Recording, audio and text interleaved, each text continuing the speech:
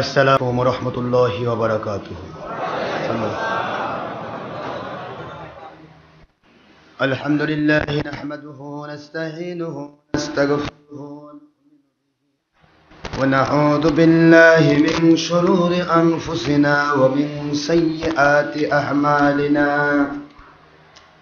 मन यहदिल्लाहु फहुवल मुहतदी व मन युद्लिल फलन तजिद लहू वलिय्यम मुर्शिदा।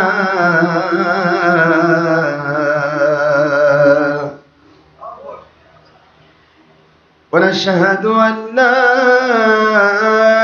इलाहा इल्लल्लाहु वहदहु ला शरीका लहु ونشهد أن سيدنا وسندنا وحبيبنا ومولانا محمدا عبده ورسوله الذي أرسله بالحق شاهدا ومبشرا ونذيرا وداعيا إلى الله بإذنه وسراجا منيرا.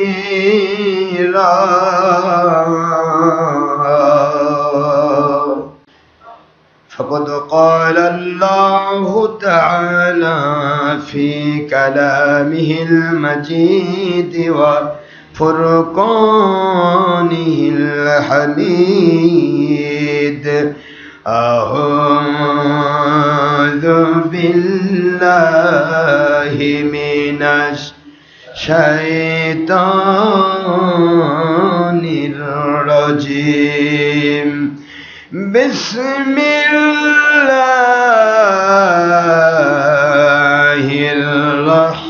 الرحمن الرحيم. إن الله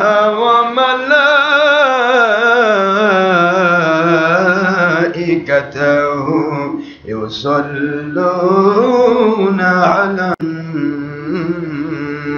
النبي يا أيها الذين آمنوا صلوا عليه وسلموا تسليما.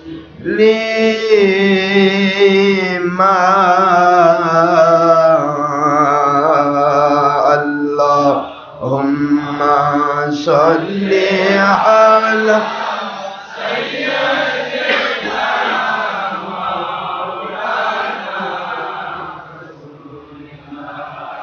وعلى آل سيدنا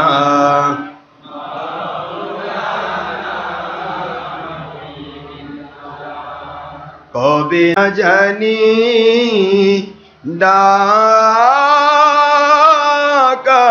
ডাকাশিবে এ রঙিন পৃথিবী ছাড়িতে কবে না জানি ডাকাশিবে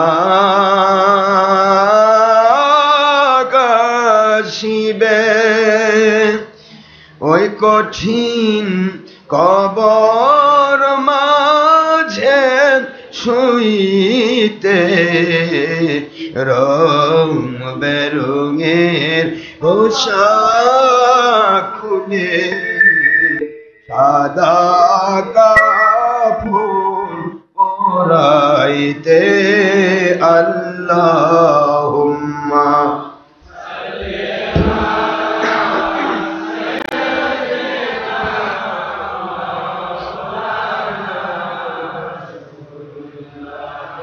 وعلى آل سيدنا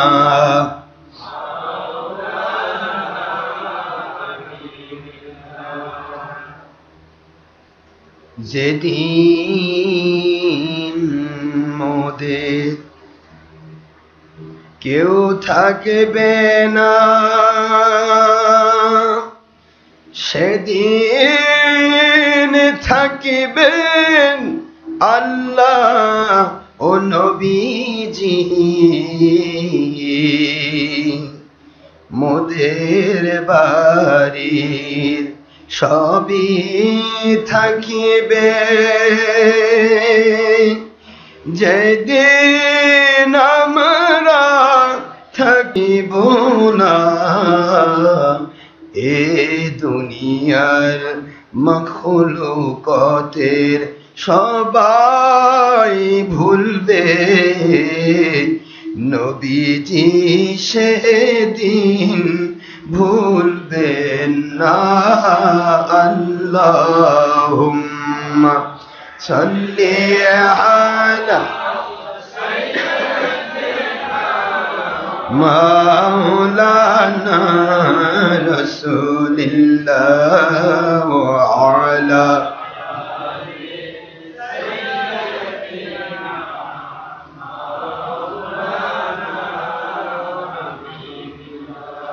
আখেরি নবীজি ওনার উম্মত আমরা, কুল কায়নাতে নাই জাশায়ার তুলুনা, নবীজি ওনার শানে মহব্বতন মিলিত ভাবে দরুদ সালাম পড়েন সকল ফেরেশতা ও স্বয়ং আল্লাহ রাব্বুনা। সূরা আহজাবের 56তম আয়াত, কুরআন খুলে দেখো না। আল্লাহুম্মা সাল্লি আলা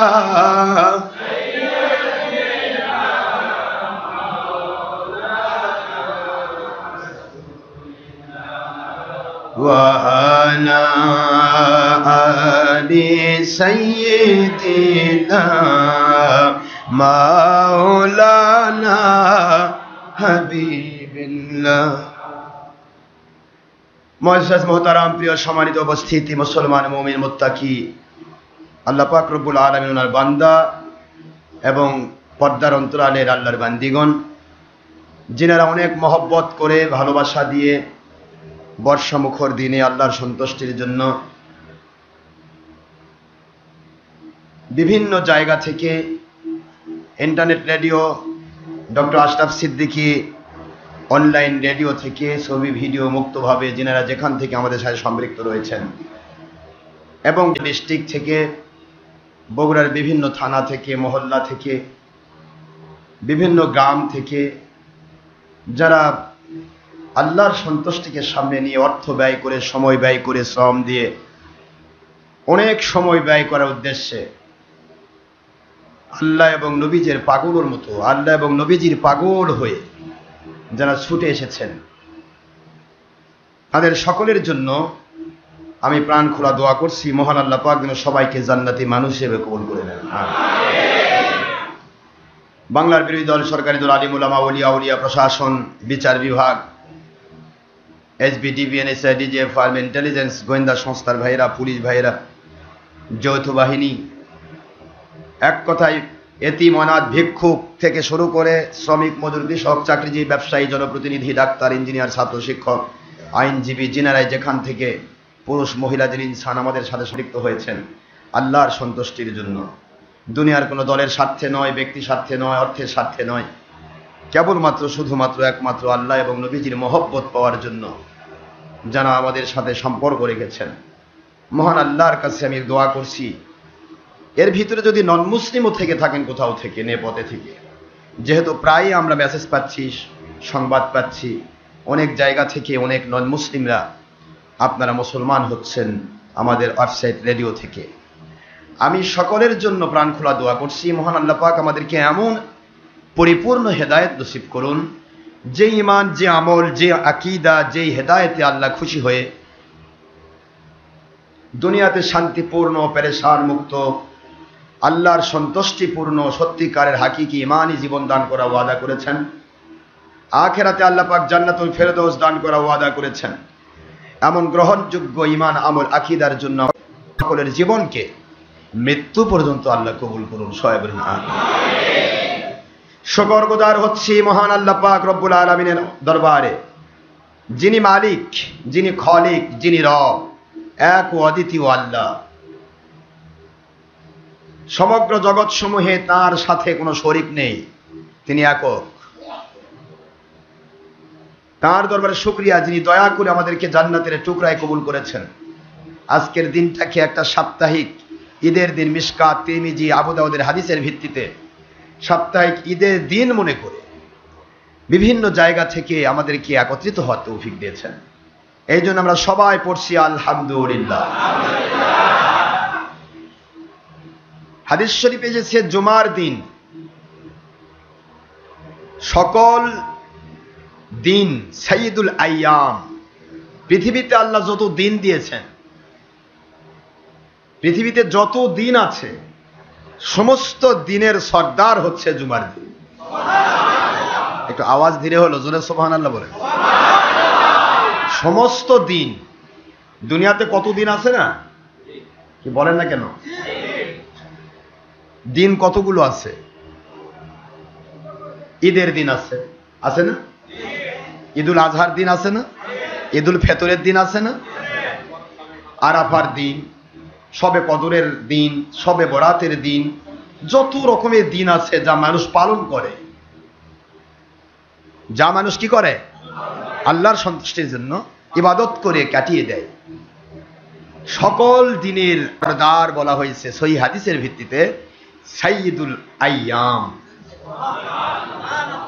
হুজুর বলেছেন ইন্না ইয়াউমাল জুমআ, জুমার দিন হচ্ছে সাইয়্যিদুল আইয়াম, সকল দিনের সরদার। সকল দিনের সরদার মানে কি? এর মর্যাদা কি কম না বেশি? তাহলে ঈদুল ফিতর, ঈদুল আজহা সকল দিনের খুশির চাইতে, ঈদের চাইতে জুমার দিনের খুশি। মাশাআল্লাহ, আপনারা তো এরকম খুশি মনে করে আসেন, ঠিক না? ঠিক। তাহলে আমরা খুশির দিনে সব পাবো তো ইনশাআল্লাহ। এদিন যে সময় ব্যয় করবেন, সময়ের দাম আছে না নাই? প্রত্যেক ঘন্টা মিনিমাম 10, ঊর্ধ্বে 700। মান জাআ বিল হাসানাতি ফালাহু আশরু আমসালিহা।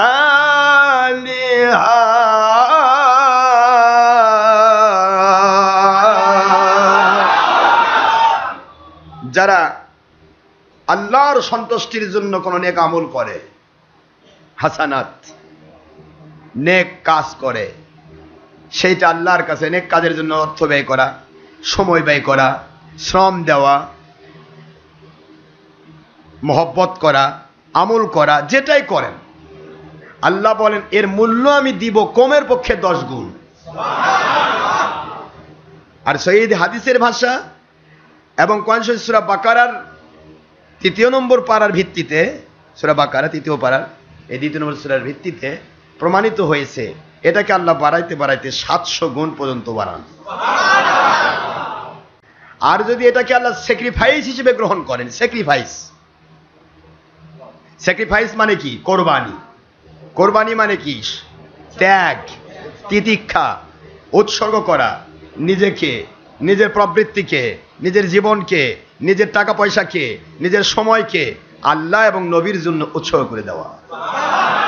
এটার নাম কি? ত্যাগ, তিতিক্ষা, কোরবানি, স্যাক্রিফাইস।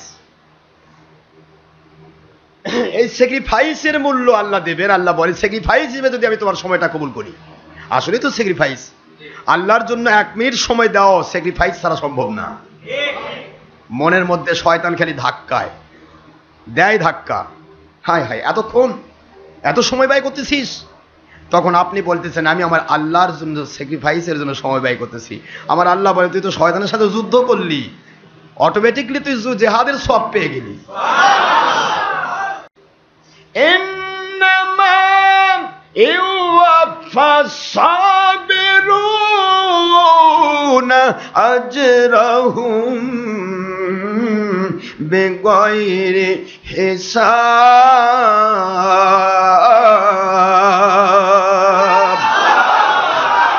আল্লাহ পাক বলেন কোরআন শরীফের সূরাতুল জুমার 10 নম্বর আয়াত শরীফ খুললে পাবেন, আল্লাহ পাক বলতেছেন দুনিয়ার মানুষেরা যখন কেউ ত্যাগ তিতিক্ষার পরাকাষ্ঠা দেখায়, যখন তারা সময় ব্যয় করে, অর্থ ব্যয় করে, সময় ব্যয় করে, শ্রম দেয়, আল্লাহ এবং নবীর মহব্বতে যারা সময় কমপ্লিটলি ব্যয় করতে চেষ্টা করে, আল্লাহ বলেন এই সময়, এই অর্থ, এই শ্রম, এর মর্যাদা আমি কত দূর পর্যন্ত দেব, এইটা তোমাদেরকে আমি মেকদার দিলাম না, এটা আমার কুদরতি অসীমত্বের পজিশনে রেখে দিলাম। যদি দিয়ে দিতাম সসীম হয়ে যেত। আমি আল্লাহ অসীম, আমার দানও অসীম। আমার দানটা কিরকম হবে? অসীম। আল্লাহ বলেন ইন্নামা ইউওয়াফাস সাবিরুনা আজরাহুম বিগাইরি হিসাব।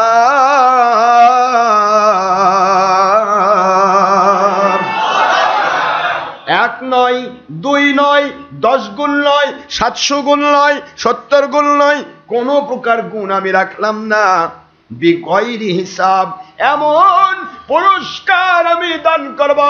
আল্লাহ বলেন আসমান আর জমিনের ভিতরে যত মানুষ আছে সবাই মিলে যদি গণনা শুরু করে, এ গণনা করে শেষ করা সম্ভব নয়।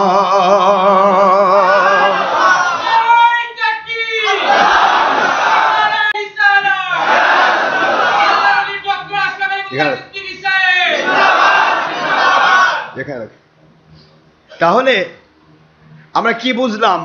গণনা করে শেষ করা সম্ভব নয়। এটা কি সসীম না অসীম? অপার। আমার মালিকের দয়া অপার,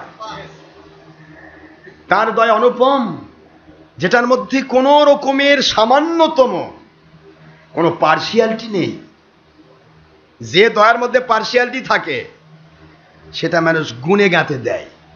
1 দিব না, অক দিব, অক দিব না, অক দিব। একটা ভিক্ষুকও যদি স্যাক্রিফাইস করে তাকেও আল্লাহ এই মর্যাদা দেবেন। যে কেউ, একটা শ্রমিক, একটা মজুর, একটা ভ্যানালা, একটা রিক্সাওয়ালা, সে যে কেউ হোক, এনিবডি, আল্লাহ পাক বুঝাচ্ছেন তাকে আমি আল্লাহ এই বেহিসাবি সওয়াব দান করব। এই সওয়াবটা প্রতিদান, এটা আখিরাতের জন্য শুধু নয়। আমার আল্লাহ বলেন দুনিয়াতেও আমি এমন নিয়ামত দান করতে পারি যা তুমি শেষ করতে পারবে না, শেষ করতে পারবে। আল্লাহর নিয়ামত কি খালি আখিরাতের জন্য নাকি? সওয়াব মানে প্রতিদান। সওয়াব মানে কি? আমরা আগে থেকে বুঝাতাম, অনেক মানুষে বুঝাইতো ভাই দুনিয়াতে করবে আখিরাতে জান্নাত পাবে, ভাই দুনিয়াতে এটা করবে আখিরাতে এটা পাবে। আল্লাহ করছে একেরে আমি কি বাকি দেই নাকি? সবে আমার বাকি। তোকে তো নগদেই দিছি, যখন তোকে তোর মায়ের গর্ভে খাওয়াইছি তখন তো তুই আমার কিচ্ছু দেসনি, তখন তো ইবাদতও করিস নাই, নামাজও পড়িস নাই, রোজাও রাখিস নাই, হজও করিস নাই, যাকাতও দেস নাই, ইমান কাকে বলে বুঝিস নাই। মায়ের গর্ভে থাকলি তখন তো আমি আল্লাহ কুদরত থেকে খাওয়াইছি। দুনিয়াতে আসলি 7 বৎসর পর্যন্ত নামাজ নাই, কিছু নাই। 10 বৎসরে গিয়ে নামাজ ফরজ করে দিলাম।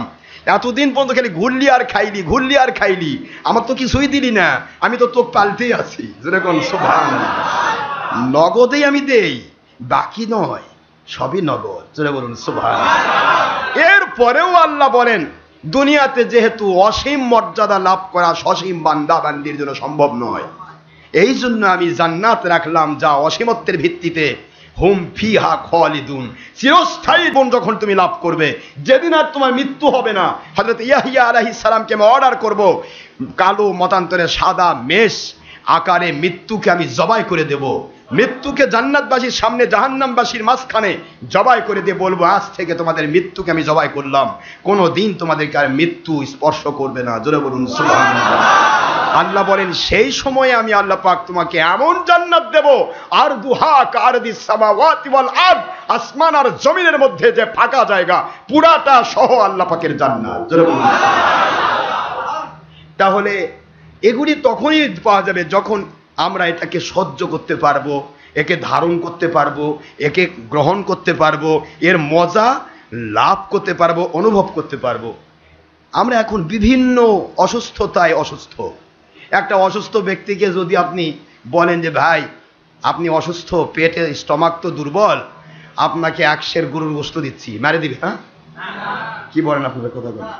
গরুর গোশতের যে কি মজা, বা মুরগির গোশতের কি মজা, বা খাসির গোশতের কি মজা, বা কোনটার কি মজা, এই মজাটা তখনই মানুষ অনুভব করবে, মজা গ্রহণ করতে পারবে যখন সেই মানুষটা সুস্থ। ঠিক না? বা ঠিক যেটা বলুন, সুস্থ ব্যক্তি সে নিয়ামতের মজা পায়। এখন আমরা কিন্তু নিয়ামতের মজা পাচ্ছি না, কারণ আমরা এক একজন এক এক দিকে অসুস্থ। শারীরিকভাবে কেউ পেটের অসুস্থতায় ভুগতেছি, মানসিকভাবে কলবের অসুস্থতায় ভুগতেছি, রুহের অসুস্থতায় ভুগতেছি। শারীরিকভাবে যদি মাথা থেকে পা পর্যন্ত কোনো জায়গায় সমস্যা হয়, তাহলে একটা মানুষ স্বাভাবিকভাবে এমনিবিএসে যায়। গ্রাম বাংলার জেলা ডাক্তার যারা এমবিবিএস করেনি, কি বিএস করছে? এমনিবিএস। এমনিবিএস বোঝেন? প্যারামেডিকেল বা করে এসেছে, ভালো, তারাও খেদমত করে, তারা খেদমত করছে। তাৎক্ষণিক গ্রামের পাশে একটা ডাক্তার আছে, অমুক ডাক্তার, এমবিবিএস টেমবিএস করেনি, কিন্তু দেয় কোনটার ওষুধ কি দিতে পারে। আপনি স্বাভাবিকভাবে তার কাছে গেলেন, কষ্ট দিচ্ছি নাকি? তার কাছে গিয়ে দেখলেন কে জ্বর না আরো বাড়তেছে, হলো না। এরপরে চিন্তা করতেছেন কি করা যায়, তাহলে একটা এমবিবিএস এর কাছে যাই। এমবিবিএস এর কাছে গেলেন, এমবিবিএস এর কাছে গিয়ে ভালো প্রেসক্রিপশন নিলেন, ওষুধ খাইলেন, তাও ভালো হচ্ছে না, খারাপ হলো। তাহলে এবারে এফসিপিএস, এমসিপিএস, বিদেশি ডিগ্রি যাদের, তাদের কাছে যাব। হলো না জয়পুরহাট, আসলেন বগুড়া, বগুড়া হলো না, এবার ঢাকায় যাব। ঢাকায় হচ্ছে না, ঢাকার সবচেয়ে বড় অ্যাপোলো হাসপাতাল বা অন্য হাসপাতাল যেটা বড় হাসপাতাল, সেখানে যাব না, তাও হচ্ছে না। লাস্টে চলে যাচ্ছেন ইন্ডিয়াতে, নয়তো বা সিঙ্গাপুরে, নয়তো বা যে কোনো একটা দেশে। কেন? আপনার মাথা থেকে পা পর্যন্ত শরীরটা অসুস্থ হয়েছে যে কোনো জায়গায়, এই জন্য যাচ্ছেন। আচ্ছা, আপনার রুহের যে চিকিৎসা দরকার, আপনার রুহ এবং কল্ব যে অসুস্থ হয়েছে, যার কারণে আপনার কোনো ইবাদত মজা লাগতেছে না, শুধুমাত্র ইবাদত খালি সাজাই লাগে, আল্লাহর জন্য সময় ব্যয় করতে খালি কষ্টই লাগে, আল্লাহর জন্য নামাজে দাঁড়াতে গেলে খালি কষ্টই লাগে, আর খারাপ কাজ করতে খালি মজাই লাগে। বুঝতে হবে আপনার রুহ অসুস্থ হয়েছে। এটা অসুস্থ রুহের জন্য কোন ডাক্তারের কাছে গেছেন? এমনিবিএস এর কাছেও না, এমবিবিএস এর কাছেও না, দুনিয়ার কারো কাছে গেলেন না, বগুড়া না, জয়পুরহাট না, ঢাকা না, বাংলাদেশ না, পৃথিবীর অন্য কোথাও না। তাহলে আপনি সুস্থ হবেন কেমনে? আর আপনার শরীরের অসুস্থতা 100%-এর 50% অসুস্থ ভালো হবে যদি আপনার কল্ব আর রূহ সুস্থ থাকে।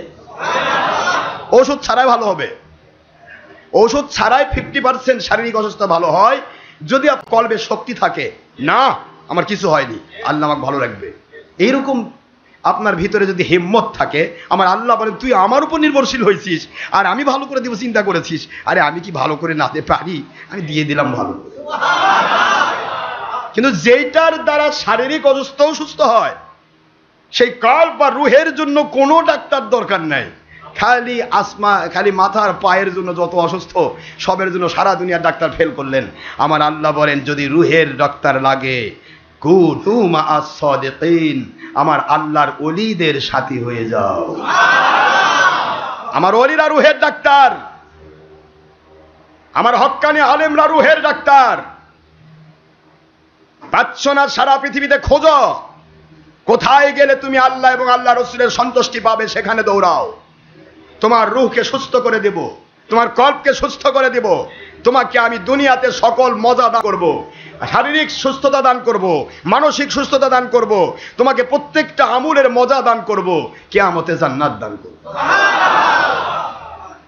আল্লাহ সবই নগদেই দেন, তবে অসুস্থতার কারণে আমরা মজাটা নিতে পারি না। আমি আপনাদের আগেই বুঝাইছি, অসুস্থতা কিন্তু শুধু শারীরিকই নয়, মানসিক আছে। যাই হোক, এখন আমরা যাচ্ছি কার কাছে? যে নিজেই অসুস্থ রোগী, বেডে পড়ে আছে ডাক্তার, ডাক্তার যা করছেন আমাকে একটু চিকিৎসা দেন। ডাক্তারের ব্রেন তো এমনি খারাপ, ওই করছে আমি নিজেই অসুস্থ, আপনাকে কি দিই নিচে লিখতে লেখা লাগবে প্যারাসিটামল, লেখলো আরেকটা জিনিস, লেখা লাগবে ডিসেন্ট্রির ঔষধ মেট্রোনিডাজল, আর সেটা না করে বরং পায়খানা যেটা ভালো বেশি হয় সেটা লিখলো। তাহলে কেমন হবে? আরে কি কথা বলে না কেন? গেলেন ডাক্তারের কাছে চিকিৎসার জন্য, কিন্তু লেখলো উল্টা। তার মানে ডাক্তারেরই সুস্থতা। হ্যাঁ, আপনি যাচ্ছেন এমন এক পীরের কাছে যে পীর নিজে অসুস্থ, সে আপনাকে কেমনে সুস্থ বানাবে? সে তো উল্টা পাল্টা ডোজ মেরে দিবে, যেটা হারাম সেটাকে হালাল বানাই দিবে, হালাল সেটাকে হারাম বানাই দিবে, উলট পালট করে দিয়ে বলে বাবা যাও তোমার সব ঠিক হয়ে যাবে। এখন বাড়িতে এসে আপনি করতেছেন যে একটু ইমান ছিল সেটাও গেছে। অসুস্থ রোগী, আপনি অসুস্থ ডাক্তারের কাছে গেলে হবে না, সুস্থ ডাক্তারের কাছে যেতে হবে। এই কথাই আমার আল্লাহ বলেছেন, আল্লাহর হাবিব বলেছেন ইন্নাল ইসলাম দীনান, নিশ্চয় ইসলাম একটি জীবন ব্যবস্থা যা দুনিয়াতে মানুষের জীবনকে চাঙ্গা করে দেয়, শান্তিপূর্ণ করে দেয়, মজাদার করে দেয়, অশান্তি থেকে মুক্তি দান করে, আখিরাতে আল্লাহর সন্তুষ্টির মধ্য দিয়ে জান্নাতের নিশানা দিয়ে দেয়। এই ইসলামকে নিতে গিয়ে কোন ডাক্তারের কাছে যাবে তোমরা? আমার আল্লাহর হাবিব বলতেছেন ফানজুরু আম্মান তাখুযুনা দীনাকুম, কোন ডাক্তারের কাছে তুমি তোমার দিন নিতে যাচ্ছ, কোন পীর সাহেবের কাছে, কোন আল্লাহওয়ালার কাছে তুমি যাচ্ছ, তার দিকে তুমি তাকাও, সে কি আল্লাহ মানে কি না, সে কি নবীজিকে মানে কি না, সে কি কোরআন হাদিস মানে কি না, সে কি হালাল হারামের মধ্যে পার্থক্য সূচনা করে সেটাকে মানে কি না। যদি না মানে তাহলে সে কিন্তু নিজেই অসুস্থ, তোমাকে আরো বেশি অসুস্থ বানিয়ে ফেলবে। তাই হচ্ছে না বর্তমানে? তাই হচ্ছে, যেখানে যাবেন শুধু অসুস্থতা। আমি আপনাদের খেদমতে আরজ করতে চাই, আল্লাহ বললেন তোমরা সুস্থ হওয়ার জন্য আমার সত্যিকারের আল্লাহ ওয়ালাদের সাথী হয়ে যাও। আল্লাহ ওয়ালাদের সাথী হলে কি হবে? ইয়া আইয়ুহাল্লাযীনা আমানু তাকুল্লাহ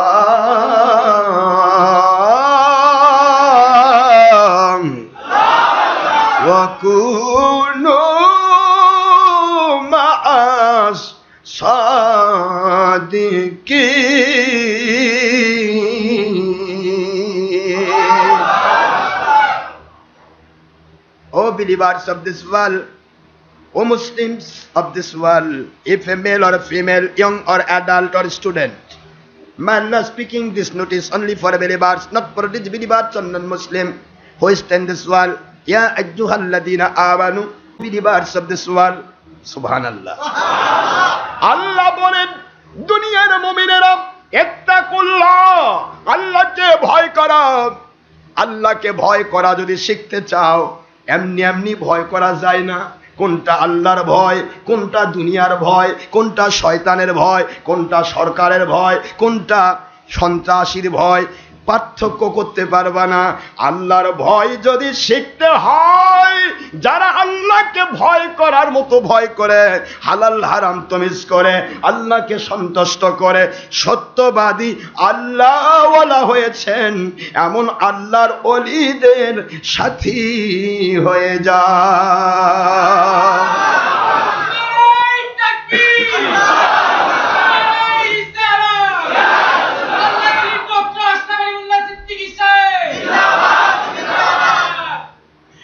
সাথী হয়ে যাও কার? জোরে বলেন কার? আল্লাহর সাথী হবেন। আমার আল্লাহ কয় আমার সাথী হতে চাও, তাহলে আমার আল্লাহওয়ালার সাথী হও, তাহলে আমার সাথী হতে পারবে। আল্লাহওয়ালার সাথে কে থাকে? এর কথা কোন কেন? আল্লাহওয়ালার সাথে আল্লাহ থাকেন। আল্লাহওয়ালার সাথী যদি হতে পারেন, তাহলে আপনি আল্লাহর সাথী হতে পারবেন। এই কথাই আল্লাহ বুঝিয়ে দিয়েছে, এই কথাই আল্লাহ বুঝিয়ে দিয়েছেন। কুনু মা সাদিকিন, কোন জায়গায় কোরআন হাদিসে আল্লাহ বলে নাই কুনু মা সারিকিন, সুরের সাথী হও। কুনু মা কাযিবিন, মিথ্যাবাদীর সাথী হও। কুনু মাল বাতিলিন, বাতিল ফেরকার সাথী হও। কোন জায়গায় আমার আল্লাহ বলেন নাই। আল্লাহ এক চান্সে বলেছেন কুনু মা সাদিকিন, সত্যবাদী আল্লাহওয়ালা নিয়ামত প্রাপ্ত বান্দা যারা আল্লাহকে মানার মতো মেনে নিয়ামত প্রাপ্ত হয় তাদেরকে মেনে নাও। আদেশটা কার? যেটা বলো। তাহলে আল্লাহর ভালোবাসা, নবীজির ভালোবাসা পেতে হলে আমাদেরকে আল্লাহর ওলিদের সাথী হতে হবে। যদি আপনি সুস্থ হতে চান, আল্লাহওয়ালার কাছে আল্লাহ রহমত নাজিল হয়।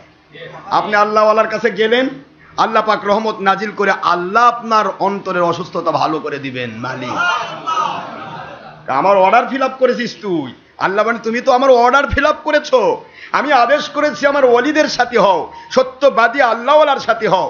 এখানে আবার কিছু লোক বলবেন, হুজুর আপনারা কোন মাস সাদিকিন মার খেলে ওলি গ্রহণ করেন, ওলি আবার কোথায় আছে এখানে? তো সাদিকিন মানে সত্যবাদী। প্রশ্ন এখানে অনেকেই করবেন, সাদিকিন তো আমিও হতে পারি। হ্যাঁ, আপনিও হতে পারেন, ভালো, আপনিও সত্যবাদী। কিন্তু আপনি সত্যবাদী হন, তাহলে মানুষকে ধোকা দেন কেন? ধোকাবাজ সত্যবাদী? আপনি সত্যবাদী হন, আপনি হারাম কাজ করেন কেন? হারাম কাজ করা সত্য কাম?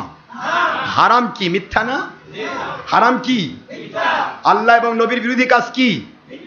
তাহলে এগুলি কাজের মধ্যে আপনি ডুবে আছেন, আপনি করছেন সত্যবাদী। আমি সত্যবাদী সে যে ইচ্ছা করে কোনো হারাম কাজ। আপনি যদি সত্যবাদী আল্লাহর ওলি হন, সত্যবাদী পীর সাহেব হন, সত্যবাদী মুফতি হন, সত্যবাদী মুহাদ্দিস হন, সত্যবাদী মুফতি হন, সত্যবাদী ইমাম সাহেব হন, আপনার প্রথম টার্গেট হবে যখনই আপনি মাহফিলে যাবেন। আজকের ডিজিটাল সভ্যতা, ডিজিটাল সভ্যতা বিশেষভাবে টাল, যাকে বলা হয় ডিজিটাল। কি কথা করছেন? এই বিশেষভাবে টালের সভ্যতা। আপনি ছবি ভিডিও করবেন না, কিন্তু পেন বরাবর আপনার সাথেই বসে আছে, আপনি দেখতে পাচ্ছেন না। পেনের মধ্যে চোখ আছে, ক্লোজ সার্কিট। কথা বুঝতেছেন নাকি? পেনের মধ্যে পেন একটা আংটি, আংটির মধ্যে ছোট্ট একটা ক্লোজ সার্কিট ক্যামেরা আছে, সিসি ক্যামেরা যেটাকে বলা হয়। ও একলাই ঘোরে, চোখ ঘুরায়, কোন দিকে যাচ্ছে? আপনি এদিকে যাচ্ছেন, ওই দিকে ঘুরবে, ঘোরে। এই যে ক্লোজ সার্কিট ক্যামেরা আপনার আংটির ভিতরে, আপনার পেনের মধ্যে, বিভিন্ন জায়গাতে নিয়ে আজকের খেল তামাশা করে আপনার ছবি ভিডিও করতে পারে। আপনি কি করবেন? আপনার বাঁচার জন্য, সত্যবাদী পজিশনে থাকার জন্য আপনাকে প্রথমেই মাহফিলে বলে দিতে হবে আমার ছবি ভিডিও করা যাবে না, আমার ছবি ভিডিও করো না। কারণ বুখারী শরীফের 2য় খণ্ড 880 পৃষ্ঠা, মুসলিম শরীফ 1ম খণ্ড 820 পৃষ্ঠা বা 353টি হাদিসের কিতাব, কোরআন শরীফের সূরাতুল হাশর সহ অসংখ্য আয়াত শরীফ আমার আল্লাহ ঘোষণা দিয়েছেন পরপুরুষ পরনারী দেখা সাক্ষাৎ হারাম। ছবি ভিডিও দিলেই পরনারী দেখবে। শুধু তাই নয়, ডাইরেক্ট নবীজি বলেছেন প্রাণীর ছবি মূর্তির সাথে লেগে থাকে কুল্লু মুসাওবিরিন ফিন্নার, সকল ছবি মূর্তির সাথে লেগে থাকা মানুষ, সে যে কেউ হোক, সে দুনিয়ার জাদ্দেল কেউ হোক, সে জাহান্নামী। এই কথাটা আমার নয়, কথা কার? আল্লাহ এবং নবীজি। তাহলে আপনি যদি সত্যবাদী আল্লাহর ওলি হন, সত্যবাদী পীর সাহেব হন, সত্যবাদী ইমাম সাহেব হন, সত্যবাদী মুজাহিদ হন, সত্যবাদী দাওয়াতের তাবলীগওয়ালা হন, আপনার প্রথম কথা থাকবে আমার ওয়াজের ভিতরে, আমার ওয়াজের মাঝখানে, আমার ওয়াজের লাস্টে, সাবধান বাবাজিরা, হারাম কাজ করে কখনো ওলি হওয়া যায় না, কখনো আমার ছবি ভিডিও করবেন না। এই যে আপনি বলে দিলেন, এরপরে যদি কেউ উঠায় নেয়, ও নিজের সুর এবং জালেম হবে, আপনার দায় নেই। আমার কথা কি বুঝতে পেরেছেন?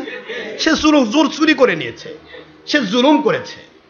কিন্তু এই কথা কোন মৌলবি বলে, কোন মুন্সি বলছে, কোন পীর সাহেব বলছে? পারো বলে ভাই পাইকারি তুলো, না হলে আমাকে মানুষ দেখবে কেমনে? ভাই মহিলার আমাকে না দেখলে মহিলা আমার ভক্ত হবে কেমনে? ডক্টর আশরাফ সিদ্দিকী ছবি ভিডিও দেয়নি। পৃথিবীতে লক্ষ লক্ষ মহিলা পর্দার অন্তরাল থেকে তারা আল্লাহ এবং নবীজির মহব্বতে আমাদের সাথে মহব্বত রাখে। আপনারা ছবি ভিডিও দিয়ে ভাবতেছেন যে দুনিয়ার মানুষ আমাকে চিনবে, আমার পরিচয় ঘটবে। আজকে আমার 50,000 টাকা ডিমান্ড, কালকে আমার 1 লাখ টাকা ডিমান্ড হয়ে যাবে। আপনি মনে মনে ভাবতেছেন আমার ছবি ভিডিও যদি আমি না দেই তাহলে আমাকে কেউ চিনবে না, আমার প্রচার হবে না। কিসের আপনি ইসলাম প্রচার করছেন? আজকে বলতেছে আমরা ইসলাম প্রচার করতেছি। এটা ইসলাম প্রচার করা উদ্দেশ্য নয়, আপনার নিজের পেট বাঁচানো উদ্দেশ্য। ইসলাম প্রচার করা যদি উদ্দেশ্য হতো তাহলে ইসলামে যা হারাম তার বিরুদ্ধে আপনি বলা ফরজ ছিল। ইসলামে যা হালাল তা দুনিয়ার কেউ মানুক আর না মানুক, বা শত্রু হোক, মেরে ফেলুক, ৭৫,০০০ টুকরা করুক, কোনো টেনশন আপনাকে কাবু করবে না, কারণ আপনি আল্লাহর ওলি। ইন্না আউলিয়া আল্লাহি লা খাউফুন আলাইহিম ওয়া লা হুম ইয়াহজানুন। আল্লাহ বলেছেন সাবধান সাবধান সাবধান, আলা দুনিয়ার সমস্ত কাফের, মুশরিক, বেদিন, বদ্দিন, ষড়যন্ত্রকারী, চক্রান্তকারী, বাতিল বাত্তর সবাই সাবধান। ইন্না নিশ্চয় আউলিয়া আল্লাহ, আমার ওলি আউলিয়া যারা হয়, লা খাউফুন আলাইহিম দুনিয়ার কোনো ভয় তাদেরকে কাবু করতে পারে না, ওয়ালা হুম ইয়াহজানুন দুনিয়ার কোনো শক্তি তাদেরকে চিন্তায় ফেলতে পারে না। জোরে বলুন সুবহানাল্লাহ।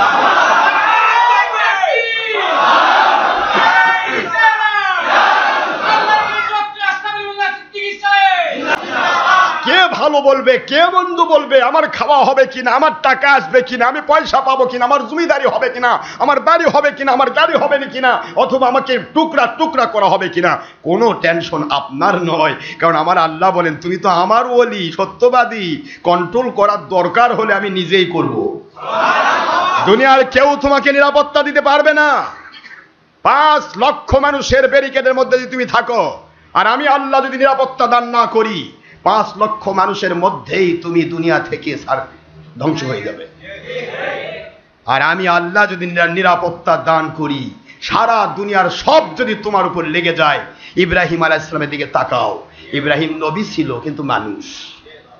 ইব্রাহিম আলাইহিস সালামের দিকে তাকাও, নমরুদ বাহিনী, লক্ষ লক্ষ বাহিনী তারা ইব্রাহিমকে ফেলাইছে, আগুন নামক শক্তিও যাকে পোড়াতে পারে নাই। আমার আল্লাহ বলে নিরাপত্তা দানকারী তোমার আল্লাহ এইরকম। বলুন সুতরাং ভয় কিসে? কোন ভয়ে আমরা আজকে সত্য গোপন করছি? সত্যকে কেন গোপন করব? কিসের ভয়ে, কিসের আশায়? আর যদি দুনিয়া পাওয়ার আশায় হয়, দুনিয়া হাসিলের আশা হয়, মানুষকে দেখানোর উদ্দেশ্য হয়, তাহলে তার রিয়া ও শিরকুন খফি, ডাইরেক্ট মানুষ দেখানো কাজ রিয়া, ওটা আপনার আমল না, ওটা আপনার শিরক। আজকে আমরা সত্যবাদী দাবি করি সবাই, সদেকিন দাবি করলে হবে না। সদেকিন হতে হলে আমার আল্লাহ এবং নবীজির নিয়ামত প্রাপ্ত বান্দা এবং উম্মত হতে হবে, তখন সত্যবাদী। ভাইরা আমার, বোঝার চেষ্টা করুন কথাগুলি। মুহররমুল হারাম মাস চলছে। আল্লাহর বন্ধু বলেন, মান আকরামা শাহরুল্লাহিল মুহররম আকরামাহুল্লাহু তাবারাকা ওয়া তাআলা ফিদ দুনিয়া ওয়াল আখিরা। মুহররমুল হারাম মাসের পবিত্রতা যারা রক্ষা করবে, একে যারা সম্মান করবে, এর প্রতি মহব্বত রক্ষা করবে, মুহররমুল হারাম মাস উপলক্ষে আমল করবে, আল্লাহর হাবিব বলেন আমার আল্লাহ রব্বুল আলামিন ওই বান্দা বান্দিগুলোকে দুনিয়াতেও সম্মানিত করবেন, আখিরাতেও সম্মান দান করবে। মুহররমুল হারাম মাস সবাই কিছু বলা উচিত, কারণ সামনে শুক্রবার কি আশুরা মিনাল মুহররম, মুহররম মাসের 10 তারিখ, এটাকে কি বলা হয়? আশুরা মিনাল মুহররম। এই আশুরা মিনাল মুহররম অত্যন্ত পবিত্র একটি দিন। এই দিনকে কেন্দ্র করে আমরা অনেকে চিন্তা করি মাথায় যে এটা শুধুমাত্র ইমাম হোসেন, হযরতে ইমাম হোসেন রাদিয়াল্লাহু আনহু আওলাদে রাসূল, তিনি ইয়াজিদ বাহিনীর কাছে শহীদ হওয়ার দিন, এই জন্য এটা আশুরা। ইমাম হোসেন রাদিয়াল্লাহু আনহু পৃথিবীতে এই ঘটনা, এটা আশুরার দিনের সর্বশেষ ঘটনা। সুবহানাল্লাহ পড়বেন না? কিন্তু এর আগে আশুরা অনেক আগে থেকে, আশুরা সৃষ্টি লগ্ন থেকেই হয়েছে। আদম হাওয়া আলাইহিস সালাম, আদম আলাইহিস সালাম হাওয়া আলাইহিস সালাম যখন পৃথিবীতে এসেছিলেন, যখন আল্লাহ রব্বুল আলামিনের কাছে 350 মতান্তরে 360 বছর কেঁদেছিলেন আমাদের বাবা আদম, এই তখনও 350 বছর কাদার পরে যখন তাদের দোয়া কবুল হলো না, কথাটা মুখস্থ করে রাখেন, কবুল হলো না। এটাও তো অনেকে কয় আদম হাওয়া ভুল করছে, এই জন্য তো আল্লাহ কবুল করেনি। দোয়া করেছে রব্বানা যালামনা আনফুসানা ওয়া ইল্লাম তাগফির লানা ওয়া তারহামনা লানাকুনান্না মিনাল খাসিরিন। দোয়া করেছে রব্বানা, আয় আমাদের রব, যালামনা আমরা জুলুম করেছি, আনফুসানা আমাদের নফসের উপরে। নবী আবার নফসের উপর জুলুম দেয় কেমনে? তারে তো নবুয়তি কেটে যাবে। নবী জুলুম করে? আরে বাবা, নবী জুলুম করবে? কিন্তু এখনকার মুন্সিরা তো আয়াত নিয়ে আসতেছে, সূরা আরাফের আয়াত নিয়ে আসে বলতেছে এই যে জুলুম করছে, এই যে নবী জুলুম করছে। কোন দিকে যাব? আশুরা মিনাল মুহাররম উপলক্ষে অনেক কথা আছে, শুনতে রাজি না? টাইমের দিকে তাকাচ্ছেন? হ্যাঁ, টাইম তাকাবেন, টাইম দেখতেছি, আমিও দেখতেছি, বরাবরই আছে ঘড়ি। প্রশ্ন হচ্ছে কিছু কথা শোনা, একটা মুহূর্ত কাল যাকে বলা হয় সাত, 1 ঘন্টা মতান্তরে একটা মুহূর্ত। কোন আল্লাহ ওয়ালার দরবারে বসে যদি কেউ আল্লাহ রব্বুল আলামিনের সন্তুষ্টির আশায় নেক আমল করে, তাদের ওই 1টি ঘন্টা একটা মুহূর্তের বিনিময় দেওয়া হবে 1 নয় 2 নয় 100 বৎসরের নফল নামাজ রোজার চাইতে উত্তম বদলা। এক জামানা সোহবতে বা আউলিয়া, এক জামানা সোহবতে বা আউলিয়া, বেহতরাজ সাথ সালে তো আদ বেরিয়া, বেহতরাজ সাথ সালে তো আদ বেরিয়া। একটা মুহূর্ত কালের সময় এত দেওয়া হবে। আমাদের জীবনে কত সময় আমরা নষ্ট করেছি। আল্লাহওয়ালাদের কাছে গিয়ে একটু সময় ব্যয় করতে কি মন চায় না? যদি মন না চায় তাহলে আপনার রুহে অসুস্থতা আছে, চিকিৎসা করা দরকার। যদি টিভির পর্দায় বসে থেকে যদি মন চায় খালি বসে থাকতেই, শয়তান ধাক্কা মারে না। দেখ বাবা দেখ, ফিফা দেখ, ওয়ার্ল্ড কাপ দেখ, আর ওই যে কি 6 ছক্কা না 22 ছক্কা, কি কি ছক্কা, এ খেলার তো দিনও নাই রাতও নাই, চলতেইছে। পাগলা বসে আছে, চাকরিও নাই, ব্যবসাও নাই, বাণিজ্য নাই, ওই জীবন লাগে দিছে। ভাই কি দেখতেছি? ছক্কা মারা দেখতেছি। এই ছক্কা মারার জন্য, আপনার সময় ব্যয় করার জন্য, আপনার অর্থ ব্যয় করার জন্য, আপনার জীবনে হাউজি টাকার মধ্যে দিয়ে আল্লাহ থেকে দূরে সরে দেওয়ার একটা প্রকাশ্য কারসাজি ইহুদি খ্রিস্টান নাসারাদের। আপনার সময় নষ্ট করে দিচ্ছে। এগুলা বসে থাকবেন সারাদিন, কোনো টেনশন নাই। শয়তান কই বাবা বস থাক, এটা তো আমার কাম হচ্ছে। কিন্তু মসজিদে গিয়ে যদি মুনাজাত 5 মিনিট বেশি হয়, আর যদি 1:30টার জায়গায় যদি 2টা বা 2:30টা বেজে যায়, তাকে হুজুর না খাজুর রে এরকম করে গায়, মনের মধ্যে খালি গুতায়, এত সময় ব্যয় করে। হায় হায়, আসলাম, আমার সময়টা শেষ করে দিল। কি সময় শেষ করে দিল? সারা জীবন শেষ করেছে মজা পেয়ে, সাজার কাম করে, আর আজকে মজার কাম করে সাজা পাচ্ছে। তার মানে পরিপূর্ণ কলব এবং রূহ অসুস্থ আছে। শয়তান আপনাকে অসুস্থ বানিয়েছে। এইটা যখন সুস্থ হবে তখন আল্লাহর জন্য সময় ব্যয় করা খালি মজাই লাগবে। একটা মানুষের যদি ইনফ্লুয়েঞ্জা হয়, কয়েকদিন আগে যে গেল, এই মাসে তো ভালো গেল, অনেকেরই হয়েছে, হয়নি? এই ভাইরাস জ্বর। যার একবার ভাইরাস জ্বর ধরে তার নাকেও ভালো লাগে না, কানেও ভালো লাগে না, চোখেও ভালো লাগে না, মাথায়ও ভালো লাগে না, খালি টেনটেন করে। গোস্ত তরকারি দিবে দূর, কিছুই ভালো লাগে না। গোস্ত ভালো লাগে না, ভাজিও ভালো লাগে না, ভুনাও ভালো লাগে না, ডালও ভালো লাগে না, সব মানে কেমন যেন রুচি নাই। কি বলেন না কেন? আরে কথা বলেন না, কি নাই? রুচি নাই। কেন রুচি গেল কই? মানে হয়েছে কি? ইনফ্লুয়েঞ্জা ভাইরাস, তার মানে রুচি নেই। আজকের সমাজের মানুষ যারা নেক আমল করতে মজা পায় আর বদ আমল করতে মজা পায় আর নেক আমল করতে সাজা পায়, এদের এইরকম ইন্টারন্যাশনাল ভাইরাস ধরছে, আন্তর্জাতিক ভাইরাস, উন্নত মানের ভাইরাস। এই ভাইরাসের হাই অ্যান্টিবায়োটিক অ্যাজথ্রিমাইসিন যদি পেতে চান, তাহলে আল্লাহর ওলিদের কাছে গিয়ে বেশি সময় ব্যয় করেন, আপনার ভাইরাস দৌড়াবে। এছাড়া ভাইরাস খালি ধরেই থাকবে। সাজা আর মজা দুই জিনিস। ভালো কাজে মজা লাগবে, এটাই স্বাভাবিক। আল্লাহর পথে অর্থ ব্যয় করে মজা লাগবে, আল্লাহর পথে সময় ব্যয় করে মজা লাগবে, আল্লাহর কাছে নামাজে দাঁড়িয়ে মজা লাগবে। তাহলে বুঝবেন আপনার অন্তর, কলব, আপনার রূহ সুস্থ আছে। কিন্তু এটা যদি অল্টারনেট হয়ে যায়, মজার জায়গা সাজা, সাজার জায়গা মজা, তাহলে বুঝবেন বাবা আমার কলব অসুস্থ, এখন আমার মুর্শিদ কিবলা যাওয়া লাগবে, সুস্থ বানান লাগবে। না হলে আমাকে আরো অসুস্থ বানাই ফেলবে শয়তান। হায় হায়, মুহাররামুল হারাম মাস চলছে, অন্য কথা বলার সময় নেই। শুধুমাত্র বলতে চাই, এই মাসে আদম আলাইহিস সালাতু ওয়াস সালাম দোয়া করলেন কতদিন? 350 বছর দোয়া করে লাস্টে যেদিন মুহররমুল হারামুর আশুরার মাস, আশুরার দিন আসলো, মুহররমুল হারামের কিদের দিন? আশুরার দিন আসলো। এই আশুরার দিনে আমার আল্লাহ রাব্বুল আলামিন হযরতে সৃষ্টির শুরু থেকেই কিন্তু 12 মাস কোরআন শরীফে এসেছে, 12 মাস সিস্টেম হয়েছে।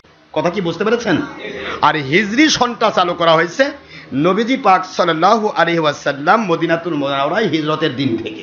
জোরে বলুন সুবহানাল্লাহ। কিন্তু 12 মাস হিসেবে কিন্তু এটা আল্লাহর কোরআন দিয়েই সৃষ্টির থেকেই আল্লাহ, সৃষ্টি শুরু থেকে আল্লাহ সেটিং করেছেন। সুবহানাল্লাহ পড়বেন না জোরে? কিন্তু প্রশ্ন হচ্ছে, আশুরা মিনাল মুহররম, মুহররম মাসের 10 তারিখ যেদিন আসলো, সেই দিন হযরতে আদম আলাইহিস সালাতু ওয়াস সালামের একটা জিনিস মনের মধ্যে উদয় হয়ে গেল। ফাতালাক্কা, মনে করেন, ফাতালাক্কা আদামু মির রাব্বিহি কালিমাতিন ফাতাবা আলাইহি ইন্নাহু কানা তাওয়াবার রহিমা।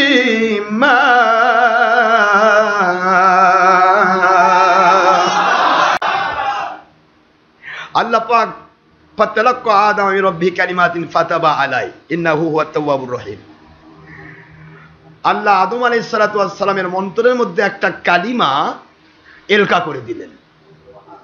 সুবহানাল্লাহ পড়বেন না? তালাক্কা আদম, আদমের অন্তরে এলকা করে দিলেন তালাক্কা কালিমাতিন, এটা কালিমা। ফাতাবা আলাই, তিনি আল্লাহর কাছে তাওবা করলেন। আমার আল্লাহ বলেন, আমি আল্লাহ রব্বুল আলামিন তার তওবা কবুল করে নিয়ে কুল মুসলমানদের গুনাহগুলিকে মাফ করে দিলাম। এখন নবীগণ যদি গুনাহ মাফের দোয়া করেন, ওটা নবীর গুনার দোয়া করেন না, উম্মতের গুনার দোয়া করেন। এ কথাটাই মনে থাকবে। নবীগণ যদি বলেন আল্লাহ আমি জুলুম করেছি, আমি জুলুম করেছি, এই কথাটা নবী জুলুম করেননি, নবীর উম্মত জুলুম করেছে।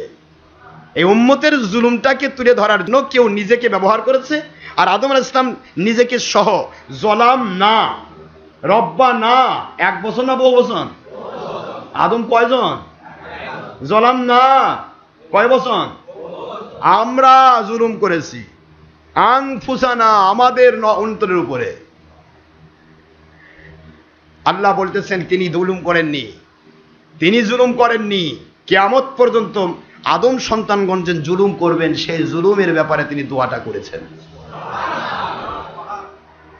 ওয়াইল্লাম তাগফির লানা, যদি আপনি ক্ষমা না করেন, ওয়াতারহামনা, রহমত নাজিল না করেন, লানাকুনান্না মিনাল খাসিরিন, তাহলে আমরা সকলেই ধ্বংস হয়ে যাব। তার মানে কি? নবী তো ধ্বংস হবে না, নবী তো নবুয়তের নবী, তার জন্য মুস্তাজাবুদ দাওয়াত দোয়া, যা দোয়া করেন তাই কবুল হয়। নবীগণ কিয়ামতের দিন জান্নাতি নাকি? আল্লাহ বলেছেন দুনিয়াতে যাদের নবী তাদেরকে কি আদাইছি, তাদেরকে কিয়ামতে জাহান্নাম দেব? নবী তো জাহান্নামে যাবে না, নবী তো আল্লাহর মনোনীত বান্দা, নবী কখনো জাহান্নামে যাবে না, নবীর উপর গজব নাজিল হয় না, বরং নবীর উম্মতের মধ্য থেকে সত্যিকার ওলি আউলিয়া যেখানে থাকে সেখানে আল্লাহ গজব নাজিল করেন না, নবীর কাছে গজব নাজিল হয় না। কিন্তু আজকে আমরা অনেক রকমের কথা বলি, নবীরাও ভুল করেছে, জুলুম করেছে। ইউনূস আলাইহিস সালাম বলে জুলুম করছে, দাওয়াতের কাজে ভুল করছে। আল্লাহ বলে জুলুম, আল্লাহ কাকে কি কইছেন? আল্লাহর উপরে বলে জুলুম করেছে। ইন্নী যালামতু নাফসি বলছে না, আল্লাহুম্মা ইন্নী যালামতু নাফসি যুলমান কাসীরা। এই কথাটুকু কোরআন শরীফের বাণী নয়, এটা হাদিসের বাণী। কিন্তু ইউনূস আলাইহিস সালামের যে দোয়াটা করা হয়েছে, সবাই একটু পড়েন, লা ইলাহা ইল্লা আনতা সুবহানাকা ইন্নী কুনতু মিনাজ জালিমিন। এটা ইউনূসের দোয়া, কোরআনে এসেছে। ইউনূস আলাইহিস সালাম এখানে কি করেছে? আল্লাহ আমি জুলুম করছি না, ইউনূস জুলুম করছে? আল্লাহ কয় তুমি যদি জুলুমই করে থাকো তাহলে আবার তুমি নবী কেন? নবী তো জুলুম করতে পারে না, নবী তো আল্লাহর দ্বারা নিয়ন্ত্রিত। একটা গাড়ি যদি বলে অ্যাক্সিডেন্ট হয়ে যদি বলে আল্লাহ আমার চাকাটা ধ্বংস হয়ে গেছে, আল্লাহ আমি জুলুম করছি, গাড়ি জুলুম করছে না ড্রাইভার জুলুম করছে? গাড়ি কেমনে জুলুম করে? গাড়ি তো চালায় ড্রাইভার, ড্রাইভার যেভাবে চালাবে গাড়ি সেভাবে চলবে। নবীর ড্রাইভার ডাইরেক্ট আল্লাহ। কেউ যদি বলে নবী ভুল করেছে, সে বুঝাতে চায় আল্লাহ ভুল করেছে। নবীগণ ওহী ছাড়া কথা। May Allah speaking openly about this one, it's my open challenge. Like speaking of forget to Surah Muhammad Rasulullah sallallahu alaihi wasallam, as well as like speaking of your Allah. It's maybe wahi mattu, that means Quran Sharif, or it's maybe wahi gani mattu, that means Hadith Sharif. It's speaking of Allah Pak. My Allah speaking, he is an exceptional past man and highest educated from Allah, without all master in this one, and he is an exceptional and ideal master of all great scientists from past generation to the judgment, no doubt. It's speaking of Allah Pak. Ayat Sharif number 3 and 4 and 5 in Surah An-Najm at the part of 27, Surah number 53 in Quran Sharif Makkiyah. My Allah speaking, Wama yantiqu anil hawa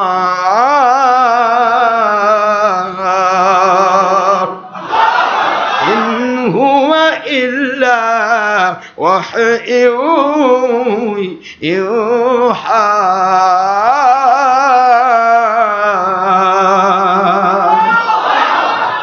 আল্লাহ বলেন আমার নবীগণ ওহী ছাড়া কথা বলেন না, ওহী ছাড়া কথা বলেন না, মানে আল্লাহর কন্ট্রোলে তারা থাকেন, আল্লাহর ড্রাইভিং এর ভিতরে তেনারা আছেন। আল্লাহ পাক নিজে তাদের ড্রাইভ করেন, পরিচালনা করেন। যেখানে সমস্যা হোক, উম্মত যদি ভুল করে সমাধান করার জন্য নবীদের মধ্য দিয়ে ভুলের সিস্টেমটা চালু করে, ওখানে ভুলটাকে সলভ করে দেওয়ার জন্য, সংশোধনের জন্য আল্লাহর কোরআনের আয়াত নাজিল করে ওই ভুলটাকে আল্লাহ সংশোধন করে দেয়। আর এটাকে মানুষ কয় যে নবী ভুল করছে, নবী ইনশাআল্লাহ কওয়া ভুল করছে, নবী বলে ইনশাআল্লাহ বলতে ভুলে গেছে। আরে নবী ইনশাআল্লাহ বলা ভুলে গেছে? আরে নবীকে ইনশাআল্লাহ পড়া ভুলে দেওয়া হয়েছে। কিয়ামত পর্যন্ত যদি কোনো উম্মত ইনশাআল্লাহ পড়া ভুলে যায়, সেইটা করলে কি সাজা হতে পারে সেটা নবীর মধ্য দিয়ে সেটিং দেওয়া হয়েছে। সুবহানাল্লাহ পড়বেন না? আর আমি মুন্সিরা করছেন নবী ইনশাআল্লাহ পড়া ভুলে গেছে, আখেরি নবী ইনশাআল্লাহ পড়া ভুলে গেছে। সুবহানাল্লাহ, কি কথা! আস্তাগফিরুল্লাহ। নবী বলে ইনশাআল্লাহ পড়া ভুলে যায়। আমার নবী ইনশাআল্লাহ পড়া ভুলেননি। হুজুরের হাদিস আসছে, আমি ভুলি না, আমি ভুলি না, আমি ভুলি না। উম্মতকে সংশোধন করে দেওয়ার জন্য আমাকে ভুলিয়ে দেওয়া হয়। কি বোঝানো হলো? আমার আল্লাহ তিনি ডাইভিং করে আমার নবীর জিন্দেগিকে। আল্লাহ কথাই বলছেন আমার নবীগণ কোনো ভুল করেন না, ভুল ত্রুটির ঊর্ধ্বে নবীরা।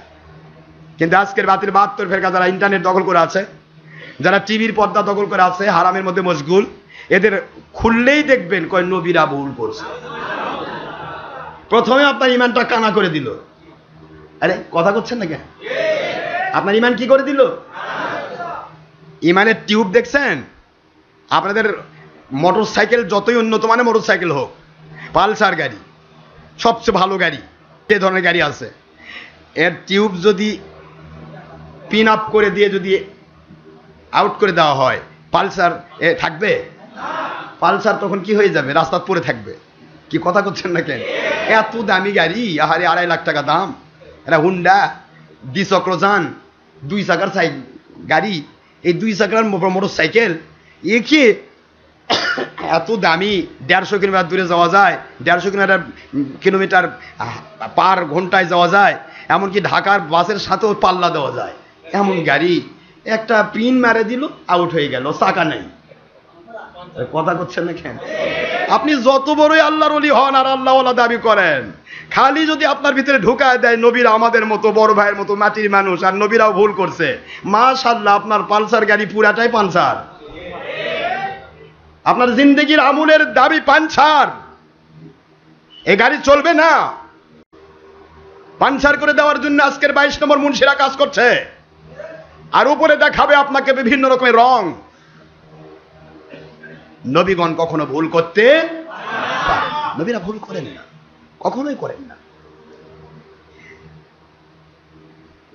আদম আলাইহিস সালাতু ওয়াস সালাম, ওনার উপরে আল্লাহর এলকা হলো, আমার আদম দোয়া করেছেন কিয়ামত পর্যন্ত আপনার যত রকমের আপনার সন্তানেরা আসবে, সকলে যে জুলুম করবে, অন্যায় করবে, এই অন্যায়ের জন্য আপনি, জুলুমের জন্য আপনি তওবা করলেন, ক্ষমা চাইলেন।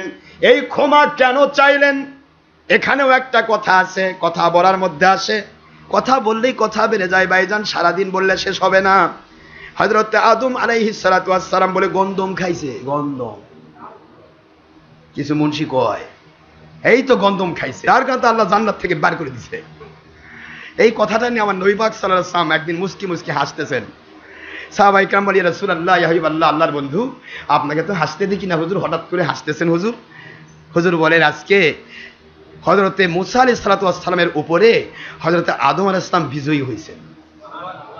আরে মূসা আলাইহিস সালাম আসছেন কত হাজার হাজার বছর পরে, আর আদম আলাইহিস সালাম এসেছেন হাজার হাজার বছর আগে।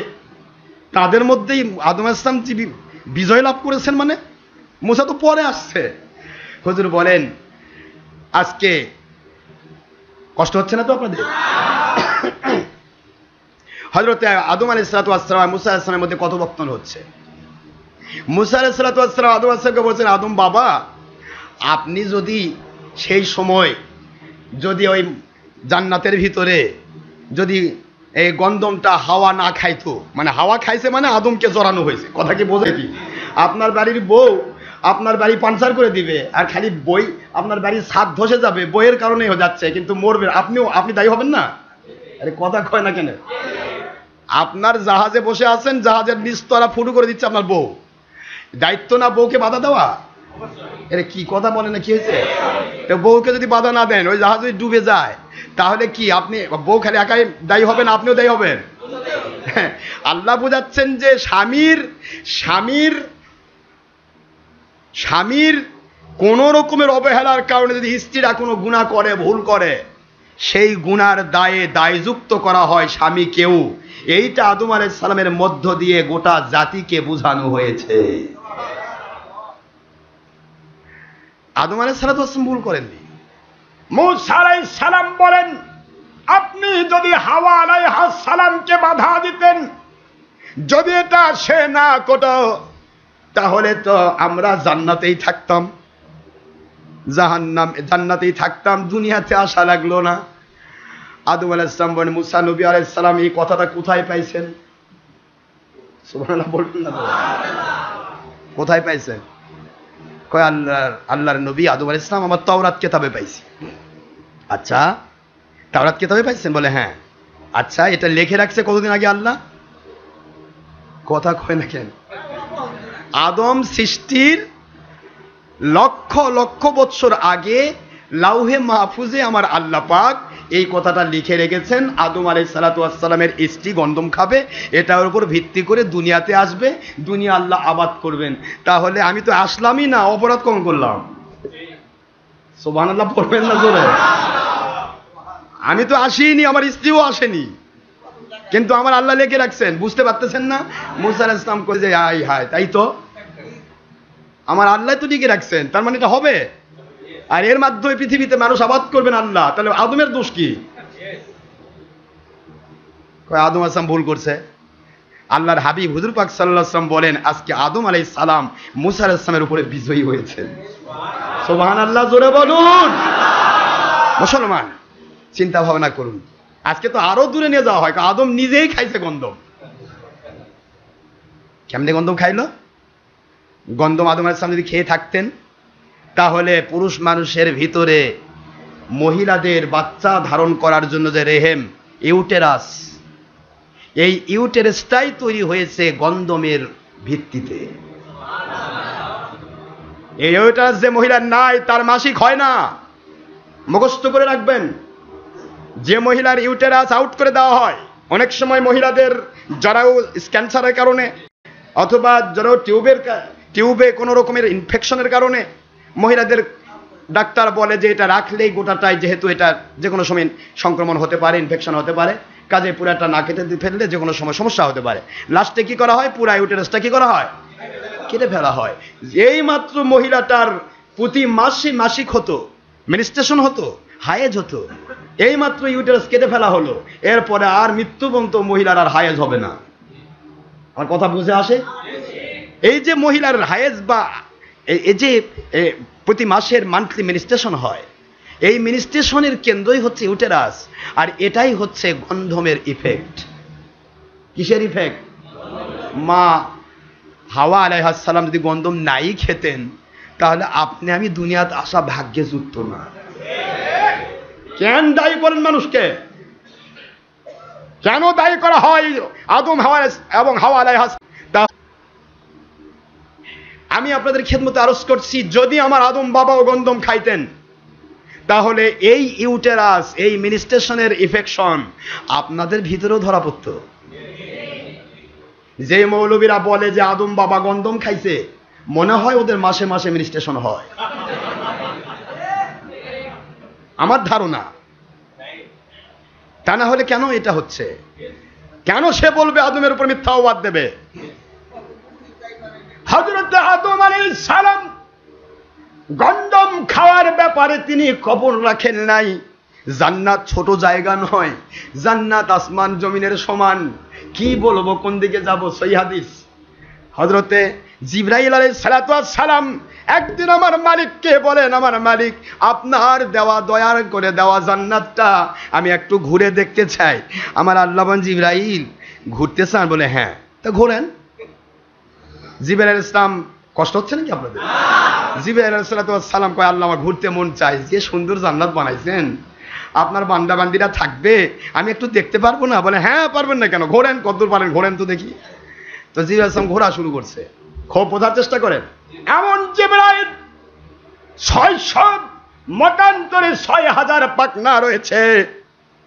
একটা পাখনার মধ্যে আল্লাহ এত পাওয়ার দিয়েছেন, এই পৃথিবী নামক ভূতকে যদি আঘাত দেয়, একটা পাখা দিয়ে এরকম বাড়ি মারে, পুরা ভূতকটা পানির ভিতরে গড়াগড়ি করবে। কি পাওয়ারফুল জিবরাইল! 6000 পাখনা, মতান্তরে 600 পাখনা, 600টা তারজি প্রাপ্ত করার 600 পাখনা বিশিষ্ট জিবরাইল আলাইহিস সালাম তিনি যখন সিদরাতুল মুনতাহার নিকটে থাকেন, আল্লাহর কুদরত যখন তাকে আওয়াজ দেন, আপনি যান, ওখান থেকে পৃথিবীতে আসেন, আল্লাহর অর্ডার ফিলআপ করার জন্য ঝাঁপ মারেন, পৃথিবীতে আসতে তার 1 সেকেন্ড সময় লাগে না। আল্লাহু আকবার, জোরে বলেন। কি পাওয়ারফুল জিবরিল আমিন! এ কথাটা আমার নবীজি শিক্ষা দিয়েছেন। আজকের যে মানুষগুলো বলে নবীজির রক্তে লাল হয়ে গেল উহুদের ময়দান, যার কারণে উহুদ পাহাড় লাল হয়েছে, কি কোন আপনারা? উহুদের ময়দান জমিন যদি রক্ত, নবীর জমিন, নবীজির রক্ত, নূরানি রক্ত, জান্নাতি রক্ত যদি উহুদের ময়দানে দুনিয়াতে কোথাও স্পর্শ করত, আমার আল্লাহ আসমান জমিন ধ্বংস করে দিতেন। আমার মালিক বলেন, আমার আখেরি রাসূলের রক্ত পড়তে দেওয়া হয় নাই, রক্তগুলি সাহাবায়ে কেরাম চেটে চেটে খেয়েছেন। হুজুরের রক্ত মাটিতে পড়তে দেওয়া হয় না, মাটিতে স্পর্শ করলে কষ্ট হবে, দুনিয়াবাসী ধ্বংস হয়ে যাবে, আরব রাজ্য ধ্বংস হয়ে যাবে। শুধুমাত্র উহুদ পাহাড় লাল হয়েছে নবীজির রক্ত গড়িয়ে আসা দেখে আল্লাহর ভয়ে ভীত হয়ে আল্লাহর জমিনের উহুদ পাহাড়, কালো পাহাড় লাল হয়ে গেছে।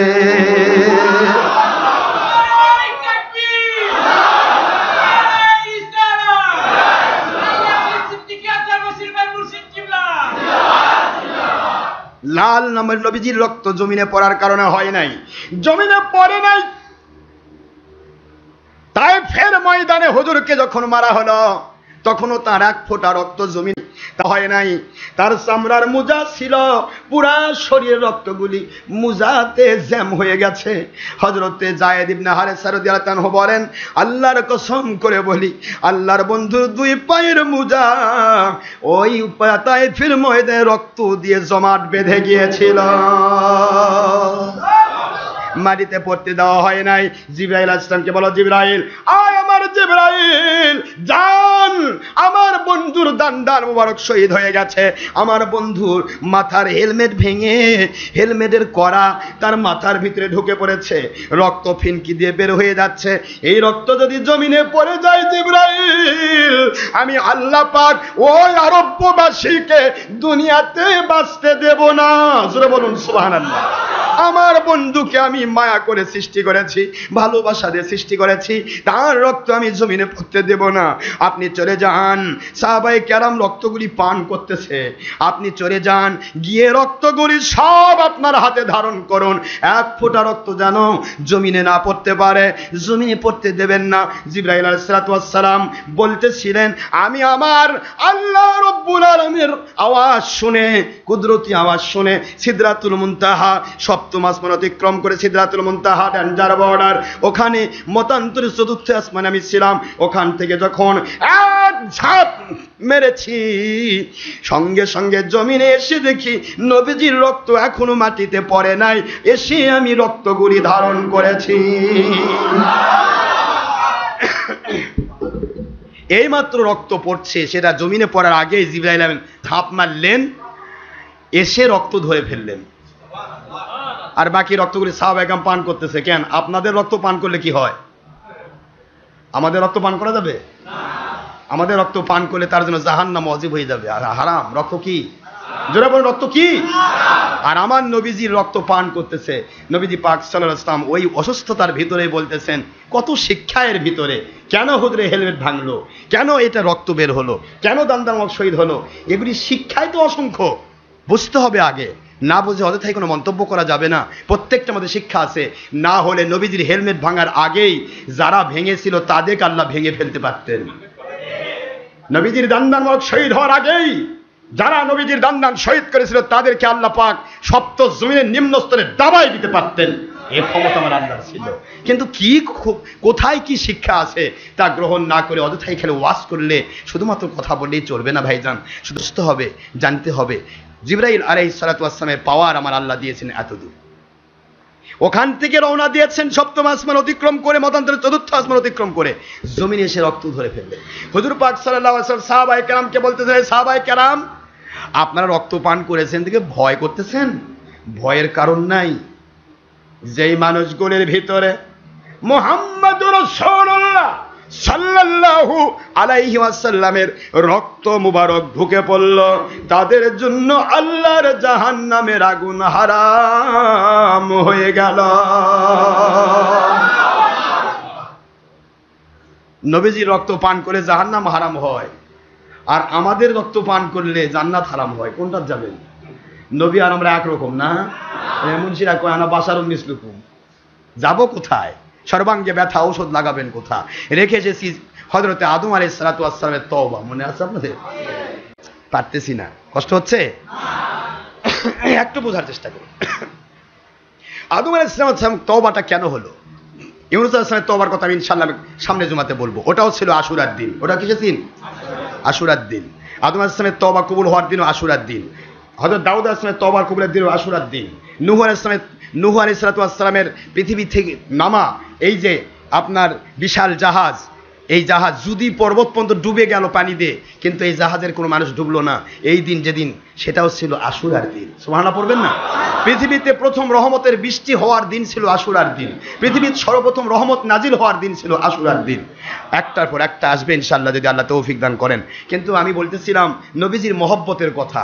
2 পাঠ হয়েছে গত 2 জুমা, ইনশাআল্লাহ চলবে পরে, যে নবীর মহব্বত কোরআন হাদিসে আছে না নাই। কি কথা? এই যে সাহাবায়ে কেরাম রক্ত পান করতেছে, এটা কার মহব্বত?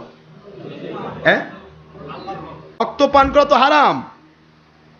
নবী সাহাবায়ে কেরাম হারাম করে নবীর মহব্বত করতেছে। মন খারাপ করেন না, রাগ করেন না। আমার নবীর পক্ষ থেকে রক্ত হারাম বলা হয়েছে, সেই যাতে আল্লাহর হাবিবের রক্ত সাহাবায়ে কেরাম পান করতেছেন। বোঝার চেষ্টা করুন। নবীজি পাক সাল্লাল্লাহু আলাইহি ওয়াসাল্লাম বুঝাচ্ছেন, দুনিয়ার মানুষ নবীর মহব্বতে মানুষ যেটা করে সেটা ওটা হারাম থাকে না, ওটা কি হয়ে যায়? আল্লাহর নবীর মহব্বতে করেছে, রক্ত খেয়েছে। আল্লাহর কোরআনের শরীয়ত, রাসূলের শরীয়তই পাল্টে গেল। নবীর রক্ত পান করলে জাহান্নাম হারাম, উম্মতের রক্ত পান করলে জান্নাত হারাম। সুবহানাল্লাহ জোরে বলেন না কেন? একটু বোঝার চেষ্টা করতেছেন? এখানে একটু বোঝার চেষ্টা করুন। হানজালা রাদিয়াল্লাহু আনহু, তার উপরে অর্ডার ছিল জেহাদে না যাওয়া, তিনি জেহাদে গেলেনও। তিনি তার ফরজ গোসল ভুলে গেলেন, জেহাদে শহীদ হলেন, আল্লাহ জান্নাতের সুসংবাদ দিলেন। হানজালা রাদিয়াল্লাহু তাআলার কথা বলেছিলাম। আজকে আমি যে কথা বলতেছি সেটা হলো সাহাবায়ে কেরামের রক্তপান। সাহাবায়ে কেরাম রক্তপান করলেন। এই রক্তপান করার আগে হুজুরের হাদিস ছিল কারো রক্ত অন্যের জন্য হারাম। তারপরে সাহাবায়ে কেরাম নবীজির রক্ত পান করতেছেন। এবার ওখানে পাল্টে গেল, এ সাহাবায়ে কেরাম তোমরা আমার রক্ত পান করেছো, জাহান্নাম হারাম হয়ে গেছে। কারণ এটা ছিল আগে ছিল শরীয়ত, আগে ছিল শরীয়ত, ওটা রক্ত পান না করা, রক্ত পান করা হারাম ছিল শরীয়ত। আর এখন আমার নবীজির রক্ত পান করে জান্নাতি হওয়া, জাহান্নাম থেকে মুক্ত হওয়া, এটা হলো নবীর মহব্বত। নবীর মহব্বত কোথায়? হানজালা রাদিয়াল্লাহু তাআলার জন্য নবীর আদেশ মানা ছিল শরীয়ত, ফরজ গোসল করা ছিল শরীয়ত, কিন্তু নবীর মহব্বতে ফরজ গোসল ভুলে গিয়ে যখন তিনি জান দিলেন, তখন আমার নবীজির মহব্বত প্রমাণ হওয়ার কারণে জান্নাতি হয়ে গেলেন। আমি তাই বলে আবার শরীয়তের বাইরে আপনি যেতে পারবেন না, আমরা শরীয়তের বাইরে যেতে পারবো, শরীয়তের হারাম হালাল ঠিক রাখতে হবে। এখন তো আর আপনি নবীর রক্ত পান করা পারতেছেন না, কি কোন আপনারা? নবীর মহব্বত কাকে বলা হয় এইটাই তারা প্রমাণ দিয়েছে, নবীর মহব্বত কাকে বলা হয়। আসুন, আদম আলাইহিস সালামের দোয়াটাও কবুল করা হবে নবীর মহব্বতে। আখিরি নবীর মহব্বত দিয়ে আপনার আমার বাবাও তিনি রহমত পেয়েছেন। আখিরি নবীর উপর দরুদ সালাম 10 বার মতান্তরে 30 বার পরে আপনার বাবা এবং হাওয়া, আদম এবং হাওয়া আলাইহিস সালাম, আপনার বাবা এবং মা দুইজনের বিবাহ বৈধ হয়েছে।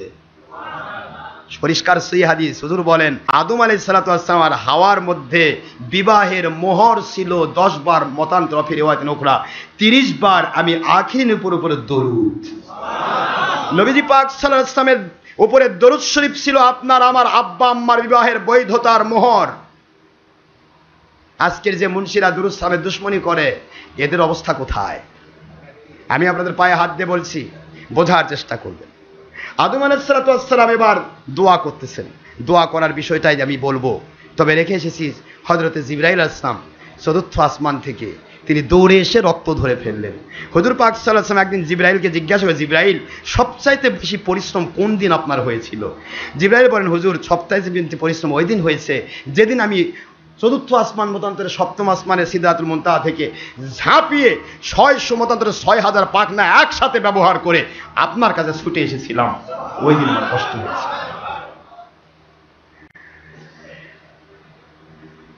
জিবরাইলের সাথে পাওয়ার, সেই জিবরাইলকে আল্লাহ বলতেছেন জান্নাত ঘুরে দেখেন, কতদূর পারেন দেখেন। কারণ জিবরাইল যতই পাওয়ারফুল হোক সে অসীম নয়, সসীম। কিন্তু জান্নাত সসীম নয়, অসীম। খুব বোঝার চেষ্টা করছেন তো? জিবরাইল যতই পাওয়ারফুল হোক কিন্তু তিনি কি? সসীম, শেষ হবে। কিন্তু জান্নাতের কোনো নিয়ামত, জিবরাইল সাল্লাল্লাহু আলাইহি ওয়াসাল্লাম এই 6000 মতান্তরে 600 পাখনা দিয়ে উড়া শুরু করলেন। উড়তে উড়তে 6000 বছর পার হয়ে গেল। কয় হাজার বছর পার হলো? 6000 বছর পার হয়ে গেল। জান্নাত ঘুরে শেষ করা সম্ভব হলো না। আল্লাহর কাছে বললাম, আমার আল্লাহ এত পাওয়ার দিয়েছেন আমাকে, এই পাওয়ারফুল আমার বিশাল 6000 পাখনা ব্যবহার করে 6000 বছর আমি অতিক্রম করলাম, জান্নাত ঘুরে শেষ করতে পারলাম না। আল্লাহ আপনার জান্নাতের নিয়ামত কত দূর পর্যন্ত? আল্লাহ বলেন, আমার জিবরাইল আপনি যদি জান্নাত শেষ করতে পারেন তাহলে এটা তো চিরস্থায়ী সম্পদ হবে না।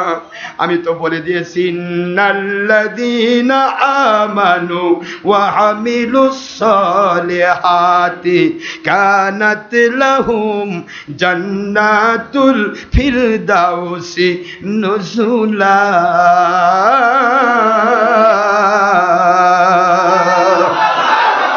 আমি তো বলেছি যারা ঈমান আনবে, নেক আমল করবে, আমার নবী এবং আমার মহব্বতে ইসলাম মানবে, তাদেরকে আমি জান্নাতুল ফেরদৌসে মেহমানদারি করব।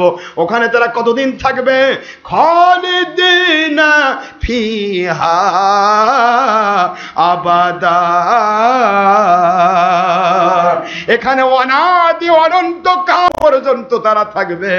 আল্লাহ বুঝাচ্ছেন জান্নাতের এক পাশে থেকে বান্দা কোনো সময় মন খারাপ করবে না, কারণ জান্নাত এত বড় আর এত আমি আল্লাহ পাক ব্যাপক বানিয়েছি, ওরা ঘুরবে যত ততই মজা পাবে, ওদের জীবনে মজার শেষ হবে না।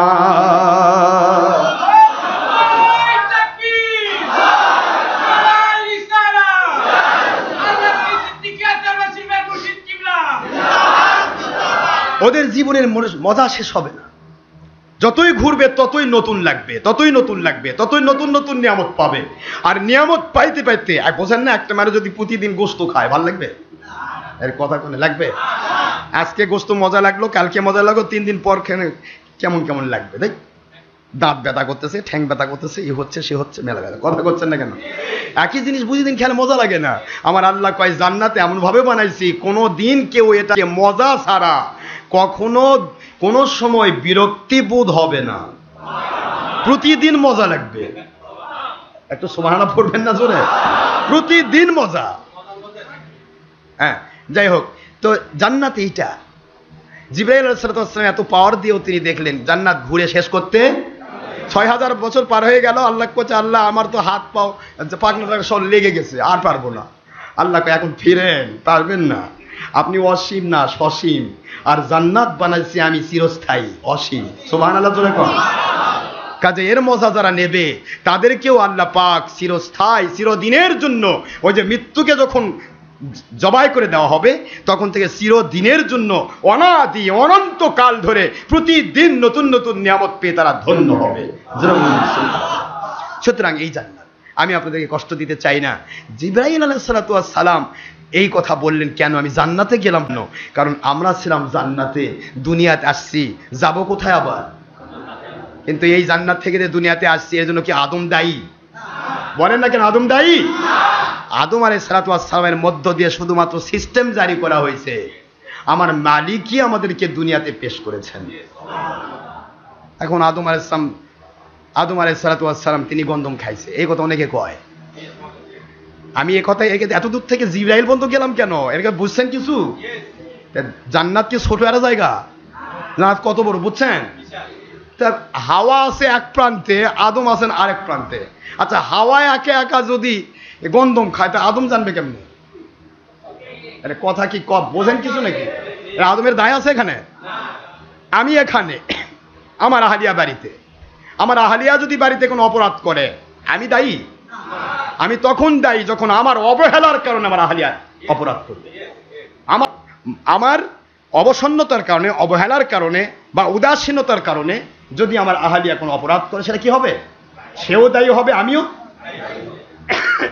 এই দায়যুক্ত যে মহিলা স্বামী স্ত্রীর মধ্যে যে দায়বদ্ধতা আছে এইটা বোঝানোর জন্য হাওয়া আলাইহিস সালাম গন্ধম খাওয়ার কারণে আদমকে সহ কোরআনে বর্ণনা করা হয়েছে। আদম আলাইহিস সালাম অপরাধ করেননি, অপরাধ করলে হাওয়া করেছেন, তবু এটা আল্লাহর হুকুমেই করেছেন। যাই হোক, কিন্তু অপরাধ হয়েছে, আল্লাহ নিষেধ করেছে, সে করলো কেন? কি কথা ঠিক আছে তো? আল্লাহ খাইতে নিষেধ করেছে, লা তাকরাবা হাদিহিস শাজারা, এই গাছের নিকটে যেও না। আল্লাহ কইছে যেও না, তুমি যাও কেন? কিন্তু হাওয়া আলাইহিস সালাম তিনি বুঝতে পারেননি, তারও এখানে ব্যাপার আছে। হাওয়া আলাইহিস সালামকে শয়তান ইবলিস এসে বলতেছে যে এই গাছের ফল যে খাবে সে ব্যক্তি কোনোদিন জান্নাত থেকে কোনোদিন বিতাড়িত হবে না। আল্লাহ আসলে তোমাদের জান্নাতে রাখতে চান না, যার কারণে তোমাদের বার করে দিবে, এই কারণে গন্ধমের ফল খাওয়া নিষেধ করছে। আসলে কি কথাটা ঠিক না উল্টা? কথা বোঝেননি? এই কিয়ামত পর্যন্ত যত লোকের উপর শয়তান ভর করবে তাদের কথাও হবে উল্টা পাল্টা। হারামটা হালাল, হালালটা হারাম, উল্টা পাল্টা হয়ে যাবে। ভালোটা মন্দ, মন্দটা ভালো করবে। শয়তান কিন্তু ধোঁকা এভাবেই দেয়। শয়তান নসিহতকারী সাজলো, ইন্নী লাকুমা মিনান নাসিহিন, আমি তোমাদের জন্য উত্তম উপদেষ্টা, উপদেশ দেওয়ার জন্য আসছি। হযরতে হাওয়া আলাইহিস সালাম তিনি মহিলা মানুষ, তিনি অত কি চিন্তা করেছেন? তিনি ভাবতেছে উপদেশ দিবার যখন আসছে নিশ্চয় আল্লাহর রহমতের ফেরেশতা হবে। অক্কি হাওয়া অভিশপ্ত মনে করেছে? হাওয়া ভাবছে যে আল্লাহর পক্ষ থেকে, আল্লাহ যখন নিষেধ করেছে। আবার অফি রিওয়ায়াতে উখরা, অন্য রিওয়ায়াতে আসছে যেই পাশের ওই ফলের গাছে হাওয়া আল্লাহ নিষেধ করেছিলেন, হাওয়া সেটাতে যায় নাই। ওই গাছ, গন্ধম গাছ তো গোটা জান্নাতে একটা নাই, অনেক জায়গাতে আছে। ওই গাছের মতো আরেকটা গাছ, সেই গাছের দিকে ইন্ডিকেট করে বলতেছে হাওয়া, এই গাছের ফল যদি তুমি খাও তাহলে তুমি আর তোমার স্বামী অনাদি অনন্তকালের জন্য জান্নাতে থাকতে পারবে। এখন তুমি জান্নাতেই থাকতে চাও না জান্নাত থেকে দূরে সরে যেতে চাও? তা হাওয়া বলছে তাই কি হয়, আমি জান্নাতেই থাকতে চাই। তো তাহলে তুমি ওই ফলটা খাও এবং এটা রস করে রাখো। তোমার স্বামী তো জান্নাতের এক প্রান্তে, সে আসলে কিন্তু খাইতে চাইবে না। দেখেন শয়তান জানে, শয়তান কিন্তু ভালো করেই জানে যে আল্লাহওয়ালা যারা তারা কিন্তু অপরাধ করতে চায় না। তোমার স্বামী কিন্তু খাইতে চাবে না, কিন্তু তুমি খাওয়াই দিও, না হলে কিন্তু সে যদি না খায় তাহলে কিন্তু সে যদি দুনিয়া জান্নাত ছেড়ে বাইরে চলে যায় তাহলে তুমিও বাইরে চলে যাবে। তাহলে তোমার স্বামী ছাড়া কি তুমি একলাই জান্নাতে থাকতে চাও? কই না, তা তো চাই না, স্বামী সবাই চাই। তো এই জন্য তাকে তুমি বলবা না, খালি খাওয়াই দাও, তাহলে দুইজন মিলে জান্নাতে থাকতে পারবে। কি বুদ্ধি দিল শয়তান! শয়তান ইবলিস এসে বলল, হাওয়া বুঝতে পেরে এটাতে বোঝানো হলো কিয়ামত পর্যন্ত যে মহিলারা তারা সহজ সরল, তারা অতটা বেশি কুটলামি বোঝে না, অত ভেজাল বোঝে না, ছলচাতুরি ধাপ্পাবাজি। এখন অবশ্য অনেক মহিলা আছে যেগুলা পুরুষেরও আব্বা, সেটা আলাদা কথা। কিন্তু স্বাভাবিকভাবে মহিলারা সহজ সরল, স্বাভাবিকভাবে মহিলারা সহজ সরল। তবে যেই মহিলার উপর শয়তান ভর করে ওটা পুরুষের আব্বা। স্বাভাবিকভাবে মহিলারা সহজ সরল, তাদের মতো সহজ সরল মহিলা, তাদের মতো সহজ সরল জিনিস আল্লাহ তৈরি করেননি। তো যাই হোক, হাওয়া থেকে সহজ সরল মহিলা ছিলেন, সহজ সরল। এবার সামান্যতম হলেও একটা অপরাধ করলেন যে স্বামীকে না জানিয়ে শরবত খাওয়ানো। এটা তার অপরাধ। এটা কি অপরাধ? সে বলতে পারতো যে ওই গাছের ফল খাওয়ার কইছে, একজন উপদেষ্টা আসছিল, খাইতে বলছে, আমিও খাইছি, আপনিও খান, বললেই ফুরে যেত। কিন্তু শয়তান ভর করলে মহিলা পুরুষের আব্বা হয়, বোঝেন না? কথা বোঝেন নাকি? তো মহিলা বুঝতে পারলো জান্নাতে থাকবো একাই, কিন্তু বুঝতে পারলো না যে আমার নবী, আমার স্বামী হলো আল্লাহর সৃষ্টির শ্রেষ্ঠ মানুষ। তাহলে সেই মানুষটি তো আগে জানা দরকার, আমরা জান্নাতে থাকবো না জাহান্নামে থাকবো না, কোথায় যাবো সে পরে দেখা যাবে। কিন্তু একা একা বুদ্ধি করবার গিয়েই হাওয়া ধরা খেয়েছে। কথা কি বুঝতে পারছেন? এখন হাওয়া ওই নিজে খাইলো, খাওয়ার পরে আদম আলাইহিস সালাতু ওয়াস সালাম অপর পাশ থেকে যখন এসেছে, আসার পরে তাকেও শরবতটা দিল। যেই মাত্র শরবত আদম আলাইহিস সালামকে দিয়েছেন, আদম আলাইহিস সালাতু ওয়াস সালাম মন খারাপ করতেছেন নাকি আপনারা? আদম আলাইহিস সালাতু ওয়াস সালাম মনে মনে ভাবতেছেন যে আমার স্ত্রী, আমার প্রিয়তমা স্ত্রী, যাকে দেখে তিনি প্রথমেই ভালোবেসে ফেলেছেন, আল্লাহ পাক রব্বুল আলামিন 30 বার মতান্তরে 10 বার রহমতের নবীর উপর দুরূদের ভিত্তিতে তাকে পর্যন্ত পৌঁছার তৌফিক দিলেন, বিবাহের ব্যবস্থা করলেন। তাহলে এই প্রিয়তমা স্ত্রী, সে যে জান্নাতে হাজার হাজার গাছ আছে, কোন গাছের রস বানাইছে, নিজ হাত দিয়ে বানাইছে, আমাকে আনন্দ করে খাওয়াবে, আমাকে মজা করে খাওয়াবে, আমি কি এখানে কখনো স্ত্রীকে কখনো সন্দেহ করতে পারি? আরে কথা কোনে কিনে কোন সন্দেহ করবে? আমার স্ত্রী, আমার প্রিয়তমা। কিন্তু এলে স্ত্রীর দোষ না, স্ত্রী যে ভুল করতে পারে শয়তানের প্ররোচনায়, এইটা আদম আলাইহিস সালাতু ওয়াস সালাম খেয়াল করলেন না। এটা আদমের দোষ নয়। কিয়ামত পর্যন্ত আপনি আর আমরা যেন স্ত্রীদের ব্যাপারে, স্ত্রীরা সহজ সরল ভিত্তিতে কোনো সময় যেন শয়তানের ধোকায় আমাদের বা আমাদের জীবনের বা আমাদের ইমানের, আমাদের সত্যপথের ক্ষতি করতে না পারে, এই দিকে একটু হলেও খেয়াল করতে হবে। এই খেয়াল করার দায়িত্বটা আল্লাহ দিলেন আদম আলাইহিস সালামের মধ্য দিয়ে। জোরে বলুন সুবহানাল্লাহ। তো আদম আলাইহিস সালাম, ওনার মাধ্যমে আমাদের খেয়াল হচ্ছে, আদমের কিন্তু ভুল না, বারবার বলছি, আদম আলাইহিস সালাম এই খেয়ালটা করলেন না। তিনি বললেন যে ঠিক আছে দেন, মুখের মধ্যে দিয়েছে। আসলে তো আমার আল্লাহ তিনি মালিক না, তিনি কন্ট্রোলার। যেই মুখে দিয়েছে গলায় যায়নি এখনো, গলায় কেবল ঢুকবে। এর মধ্যে হাওয়া আলাইহিস সালামের মধ্যে ভয় জমে গেছে। আরে আমি তো বললাম না রে কোন গাছের ফল, বলেন যে ওই গাছের ফল, একটা উপদেষ্টা আসছিল, নষ্ট করে রাখছি। সেই মাত্র আদম আলাইহিস সালাম সিট মারছে, এই এক সিট। হ্যাঁ হাওয়া কি বললে? কই যে ওই গাছের ফল। এইবার আদম আলাইহিস সালাম বলতেছেন, তুমি কি আমাকে জালেম বানাতে চাও? আমাকে গুনাহগার বানাতে চাও? আমার আল্লাহর কাছে আমাকে অপরাধী বানাতে চাও? আমি তো অপরাধ করতে পারি না। মুখের মধ্যে হাত দিলেন, বের হয়ে আসলো সব গন্ধম ফলের রস। আর যতটুকু এখানে ছিল এদের গুটলি মারছে। দেখেন, আপনাদের দেখেন, এবারে মাঝখানে দেখেন গুটলি আছে না? নাই না? নাই? হ্যাঁ গুটলি আছে। মহিলাদের দেখবেন বাড়ি যায়, মহিলাদের যা গুটলি নাই সমান। এই যে গুটলিটা এখানে জমে গেছে। আল্লাহ পাক বলেন, আর আমার আদম দুনিয়ার পুরুষদেরকে শিক্ষা দেন, যারা গুনাহ করতে চায় না, আমি আল্লাহ দয়া করে তাদেরকে হেফাজত করি। আপনাকে আমি হেফাজত করলাম, ভিতরে ঢুকতে দিলাম না, গন্ধম খাওয়ার পজিশনে আপনাকে যেতে দিলাম না, তবে মুখের মধ্যে ঢুকছে। আপনি চেষ্টা করেছেন, গলধকরণ হয়নি, বের করে ফেলেছেন। আদম নবী গো, দুনিয়ার কোনো পুরুষ যদি কখনো গুনাহ না করতে চায়, না চায়, মহিলা গুনাহ করতে না চায়, আমি আল্লাহ রব্বুল আলামিন গুনাহ করার পজিশন থেকে, গুনাহ করার ক্ষেত্র থেকে কুদরতি নিজাম দিয়ে তাকে হেফাজত করে বের করে নিয়ে আসি। জোরে বলুন সুবহানাল্লাহ। যেমন ইউসুফ আলাইহিস সালাতু ওয়াস সালাম, মনে আছে আপনাদের? ইউসুফ আলাইহিস সালাতু ওয়াস সালাম গুনাহ করতে চান নাই, আল্লাহ হেফাজত করেছেন। হযরতে আবু হানিফা রাহমাতুল্লাহ আলাইহি ওই মহিলার থেকে গুনাহ করতে চান নাই, আল্লাহ হেফাজত করেছিলেন। ওয়াজের মধ্যে গেছে না এগুলা? মুসলমান যেখানেই পুরুষ বা মহিলা গুনাহ করতে চাইবে না, আমার আল্লাহ কুদরত দিয়ে তাকে হেফাজত করবেন। এই কথা বোঝানোর জন্য হযরতে আদম আলাইহিস সালাতু ওয়াস সালামে আল্লাহ পাক বললেন, আমি আদমকে হেফাজত করলাম।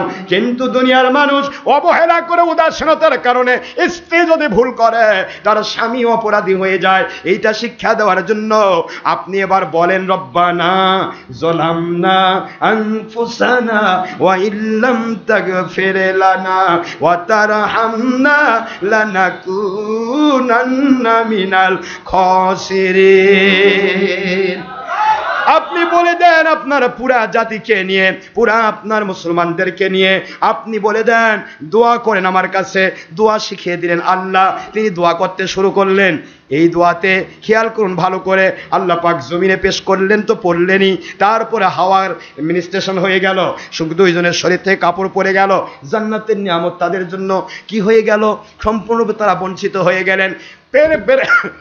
বের করে দেওয়া হলো। কোথায় বের করে দেওয়া হলো? আদম আলাইহিস সালামকে শ্রীলঙ্কা, চিরশরণদ্বীপ, আর মা হাওয়াকে পাঠানো হলো জেদ্দায়। দুইজন হাজার হাজার মাইল ডিস্টেন্স। সুবহানাল্লাহ পড়বেন না জোরে? এই যে ডিস্টেন্সে ফেলে দেওয়া হলো, আদম আলাইহিস সালাতু ওয়াস সালাম দোয়া করলেন কোনটা? আয় আল্লাহ, আমি এবং আমার স্ত্রীকে আপনি যে বিভেদ করে দিয়েছেন, আমাদেরকে দয়া করে এক করে দেন। আর আমার স্ত্রীর যে গুনাহ হয়েছে, কিয়ামত পর্যন্ত যত উম্মতের গুনাহ হবে, সকল গুনাহগুলি আপনি মাফ করে দিবেন। তওবা করছি, রহমত নাজিল না করলে, আপনি যদি আমাদের গুনাহ মাফ করে না দেন, আমরা ধ্বংস হয়ে যাব। এমন দোয়া করলেন, এক নয় দুই নয়, আদম আলাইহিস সালাম দোয়া করলেন 350, মতান্তরে 360 বৎসর দোয়া হয়ে গেল, কিন্তু দোয়া কবুল হলো না। কথা বুঝতেছেন আপনারা? আরে নবীর দোয়া মুস্তাজাবুদ দাওয়াত। নবীগণ মানে যা মনে মনে দোয়া করে তাও কবুল হয়। কিন্তু আল্লাহর শিখানো দোয়া দিয়ে তিনি 350, মতান্তরে 350, 360 বছর তিনি কাঁদলেন, দোয়া করলেন, কবুল হচ্ছে না। নবী অধৈর্যও হচ্ছেন না, অসন্তুষ্টও হচ্ছেন না। যখন আল্লাহর ইচ্ছা হবে তখন কবুল করবেন। এই কথাটা বোঝানোর উদ্দেশ্য, আপনি চাচ্ছেন আল্লাহর কাছে কিছু, উঠ মেয়ে তোমার বিয়া, এরকম পাগলা পাগলি করে আল্লাহর কাছে চাইবেন, আর দিল না, রাগ করবেন, মেজাজ খারাপ করবেন, এরকম যেন না হয়। চাচ্ছেন বিশ্বাসের সাথে, চাইতেই থাকুন, মনের মধ্যে আল্লাহর প্রতি বিশ্বাস রাখুন, ইনশাআল্লাহ আপনি পেয়ে যাবেন। কিন্তু কখন দিবেন, কিভাবে দিবেন, কতদিন পর দিবেন, এখন দিবেন না কাল দিবেন, ও টেনশন আপনার নয়। যখন আপনার জন্য মঙ্গলজনক হবে তখনই আল্লাহ দিবেন। বিভিন্ন জায়গাতে বিভিন্ন শিক্ষা আছে, আমি কয়টা কথা বলবো। তো এখানে আদম আলাইহিস সালাতু ওয়াস সালাম অনেক শিক্ষা দিলেন। 350 মতান্তরে 360 বছর কাঁদলেন, কান্নায় ফায়দা হলো না। কেন ফায়দা হলো না? এটা কি আদমের দোয়া কবুল না হওয়ার ব্যাপার, না আমাদেরকে শিখানো হচ্ছে? কি শিখানো হচ্ছে বুঝতেছেন কিছু? এইবারে আসেন, কি শিখানো হচ্ছে? আল্লাহ বলেন, আদম আপনি তো আমার নবী, আমার প্রথম নবী, আপনি আমার সৃষ্টি জগতের মানুষের সকলের আব্বাজান। আপনি দোয়া করলে মুস্তাজাবুদ দাওয়াত, হাত তুললেই দোয়া কবুল হয়ে যাবে। 360 বছর পর্যন্ত কাঁদলেন, কবুল করলাম না কেন?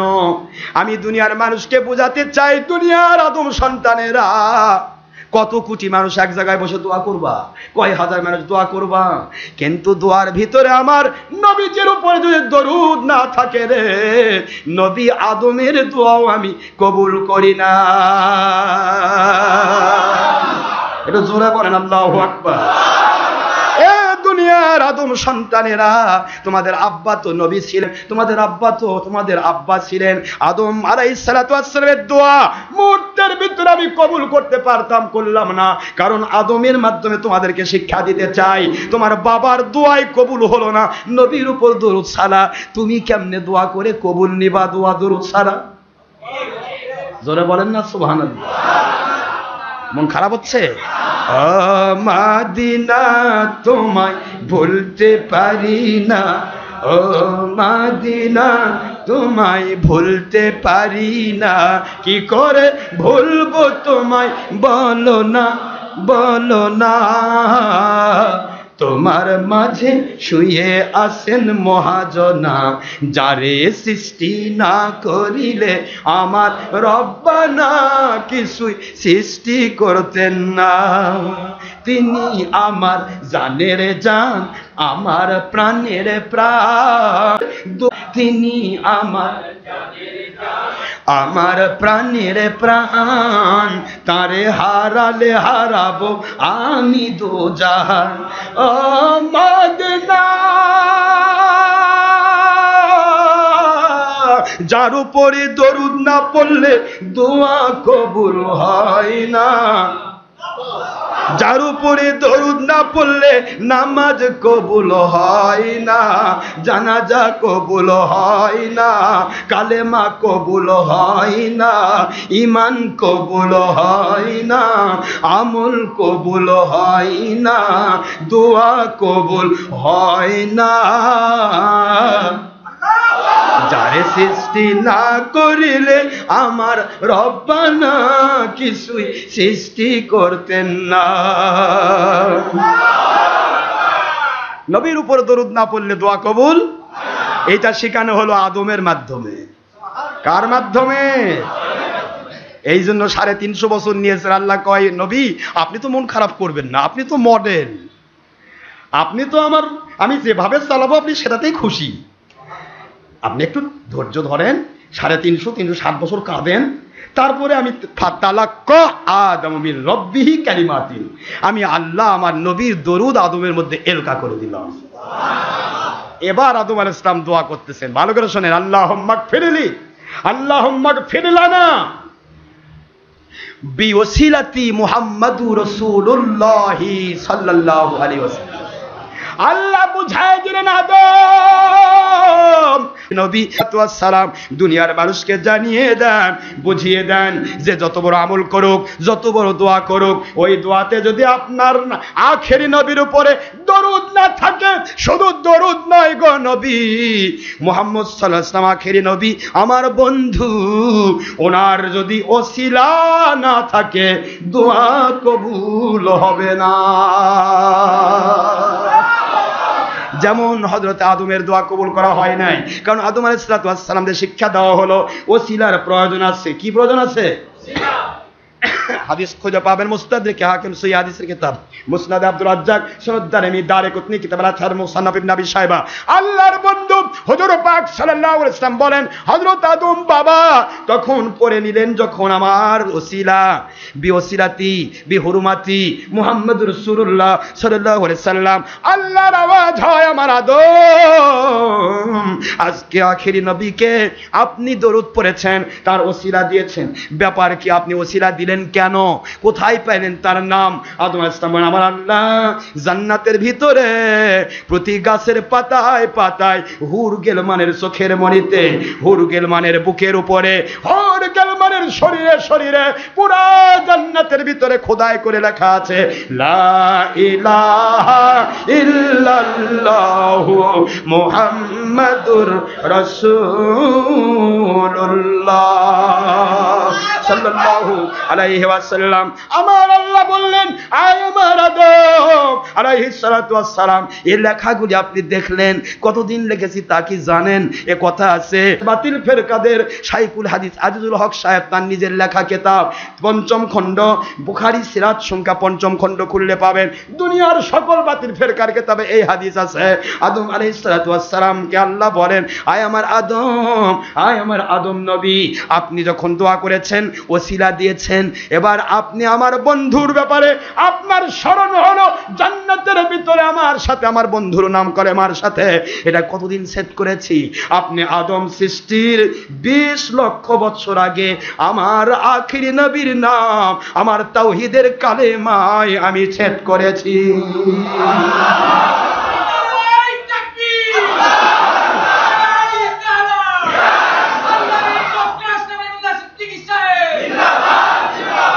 তাহলে আদম আলাইহিস সালাতু ওয়াস সালাম সৃষ্টির 20 লক্ষ বছর আগে আল্লাহ আমার নবীর নাম লিখেছেন তার কালেমার সাথে। আর আজকের মুন্সিরা করে লা ইলাহা ইল্লাল্লাহ মুহাম্মাদুর রাসূলুল্লাহ বলা যাবে না, শিরক হয়ে যাবে।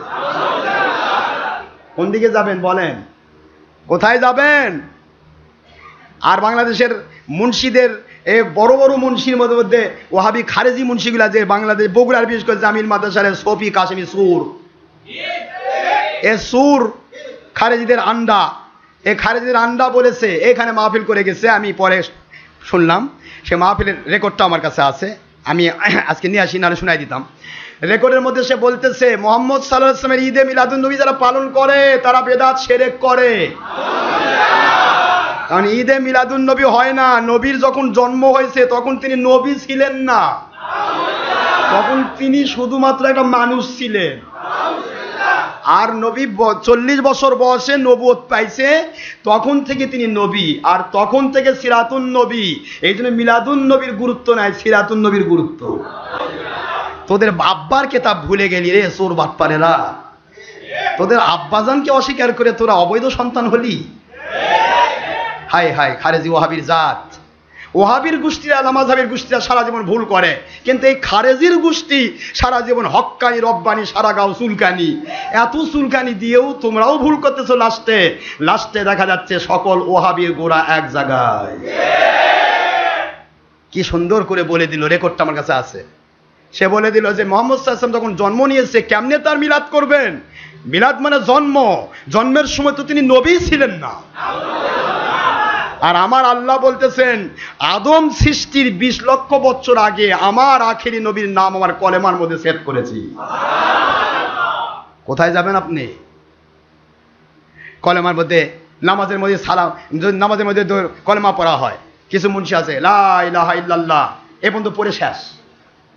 আমি কই ভাই কি ব্যাপার, মুহাম্মদ রাসূলের সাথে কতদিন তে দুশমনি? তো না না এটা বলা যাবে না। কেন? কই বুখারী শরীফে হাদিস আছে মান ক্বালা লা ইলাহা ইল্লাল্লাহ ফাদাখালাল জান্নাহ। এখানে তো মুহাম্মদ রাসূলুল্লাহ নেই, কাজেই বুখারী শরীফের হাদিসের বিপরীত আমল করা যাবে না। নামাজের মধ্যে দোয়ার মধ্যে লা ইলাহা ইল্লাল্লাহ পর্যন্ত থাকবে। অনেক মুনশিরা এখানে লেখে কয় লা ইলাহা ইল্লাল্লাহর সাথে মুহাম্মদ রাসূল লেখা যাবে না, লেখলেই শিরক হবে। নাউযুবিল্লাহ। কেউ কেউ বলতেছে বাংলাদেশে তারেক, এই যে এটা কি করবে, আমি গাল বাতে তো মন চায় না, এই চোর কি কইছে এটা ভেংসি করে কই যে লা ইলাহা ইল্লাল্লাহর সাথে যদি মুহাম্মদকে লিখতেও চায় তাহলে উপরে লা ইলাহা নিচে মুহাম্মদের লেখা রাখবে, একসাথে লেখা যাবে না। আবার কয় যে আল্লাহর সাথে মুহাম্মদের নাম লেখা যাবে না, যদি লিখতেই চায় আল্লাহ উপরে থাকবে মুহাম্মদ নিচে থাকবে। কত বড় বেঈমান এরা, কত বড় বেঈমান, ধর্মের লেভেলধারী বেঈমানরা মানুষকে বেঈমান বানাচ্ছে। আমার আল্লাহ বলছেন আমার কলেমার সাথে আমার নবীজির নাম আমি সেটিং করেছি আদম সৃষ্টির 20 বছর আগে। 20 বছর না 20 লক্ষ? ভুল আবার করেন আমার সাথে সাথে। কয় বছর? 20 লক্ষ বছর আগে নাম লেখা হয়েছে।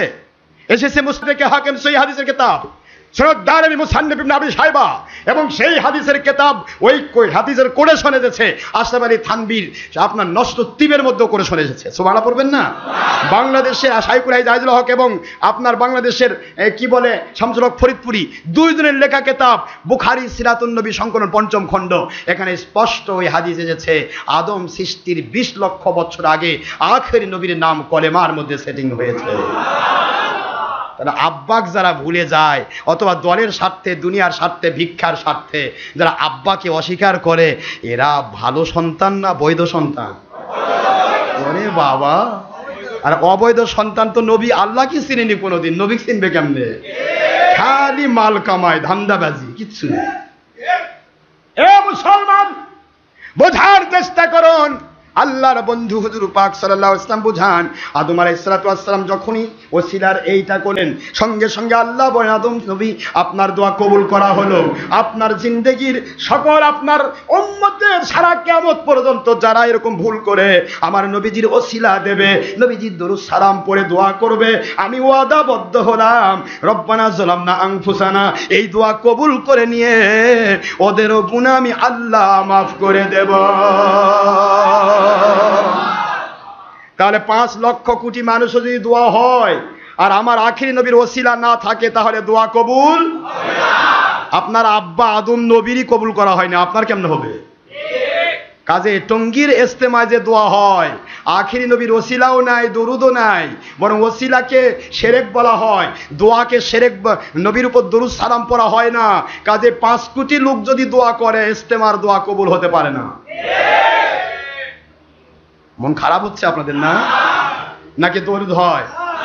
কোনদিন দেখছো ওয়াহাবি ওসিলা হয়? আয় আল্লাহ আপনার নবীর ওসিলা আমাদের দোয়া কবুল করেন, হয়েছে কোনোদিন? হবে না। ওয়াহাবি খারেজি কোনোদিন নবীর ওসিলা দিবে না, কারণ নবীর ওসিলা দিলে শিরক হয়ে যায়। নাউজুবিল্লাহ জোরে বলুন। মক্কা শরীফে এক ওয়াহাবির সাথে আমার গল্প হচ্ছে। ওয়াহাবি বলতেছে ওসিলা, আপনার খেলে ওসিলা কোন? ওসিলা মানে না, ওসিলা মানে শিরক। আমি বললাম ভাই ওয়াহাবির বাচ্চা ওয়াহাবি, তোকে জন্ম দিছে কি? হ্যাঁ আমাকে জন্ম দিছে কি? এত বড় কথা কোন আপনি? আগে এত বড় কথা আমি বলি কারণ আমি কোনো দুনিয়ার চোরকে ভয় পাই না। এটা ওয়াহাবি রাষ্ট্র। এই ওয়াহাবি রাষ্ট্রের মধ্যে বসে তুই বাংলার মুসলমান দাবি করে বাংলাদেশের মানুষকে ঘুষ, বাংলাদেশের মানুষকে তুই ধান্দাবাজির মধ্যে ঢুকাবি, বেঈমান বানাবি, হতে দেব না। তুই বল তোকে জন্ম দিছে কি? বল। কয় যে আমার আব্বা আম্মা। কে? তোর আব্বা আম্মা লাগলো কেন? আল্লাহ জন্ম দেয়নি? তুই তো বললি ওসিলা মানে শিরক। ওসিলা মানে মাধ্যম। ওসিলা মানে কি? অবতাগু ইলাইহিল ওসিলা, সূরাতুল মায়েদার 35 নম্বর আয়াত, 5 নম্বর সূরা 6 নম্বর পারা। আল্লাহ বলেন তোমরা যদি আমাকে পেতে চাও ওসিলা তালাশ করো। এই ওসিলা শব্দ আরবি, বাংলাতে বলা হয় মাধ্যম, ইংরেজিতে বলা হয় কি? মিডিয়া। কি জোরে বলুন? কি? মিডিয়া। তাহলে সে বলতেছে ওসিলা মানে শিরক। তাই বললাম আপনি যে জন্মের ক্ষেত্রে আব্বা আম্মাকে ওসিলা মানলে শিরক হলো না? এটা কি কথা কয় নাকি? আল্লাহ তো বলেছেন লাম ইয়ালিদ ওয়া লাম ইউলাদ ওয়া লাম ইয়াকুল লাহু কুফুয়ান আহাদ।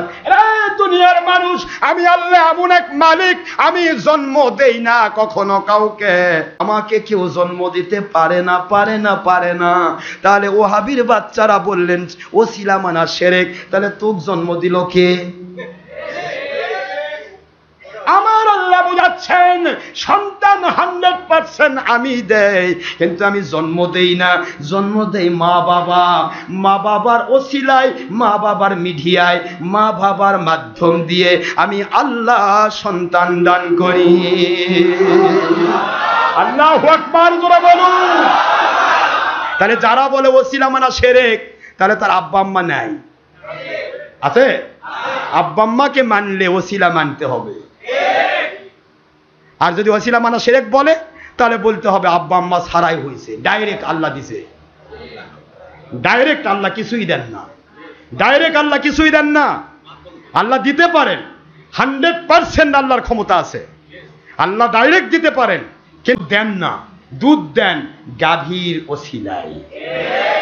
হালাল রুজি কামাই করা ফরজ, আল্লাহ ঘরের মধ্যে বসে থাকে দিতে পারেন, দেন না। হয় চাকরি করতে হয়, নাই ব্যবসা করতে হয়, নাই বাণিজ্য করতে হয়, নয়তো শ্রম দিতে হয়, নয়তো বা আপনার কিছু না করলেও হারাম রুজি চুরি করা লাগে। কি কথা বল না কেন? যে কোনো একটা কিছু করা লাগে, মাধ্যম ছাড়া আল্লাহ খাবারও দেন না, সন্তানও দেন না।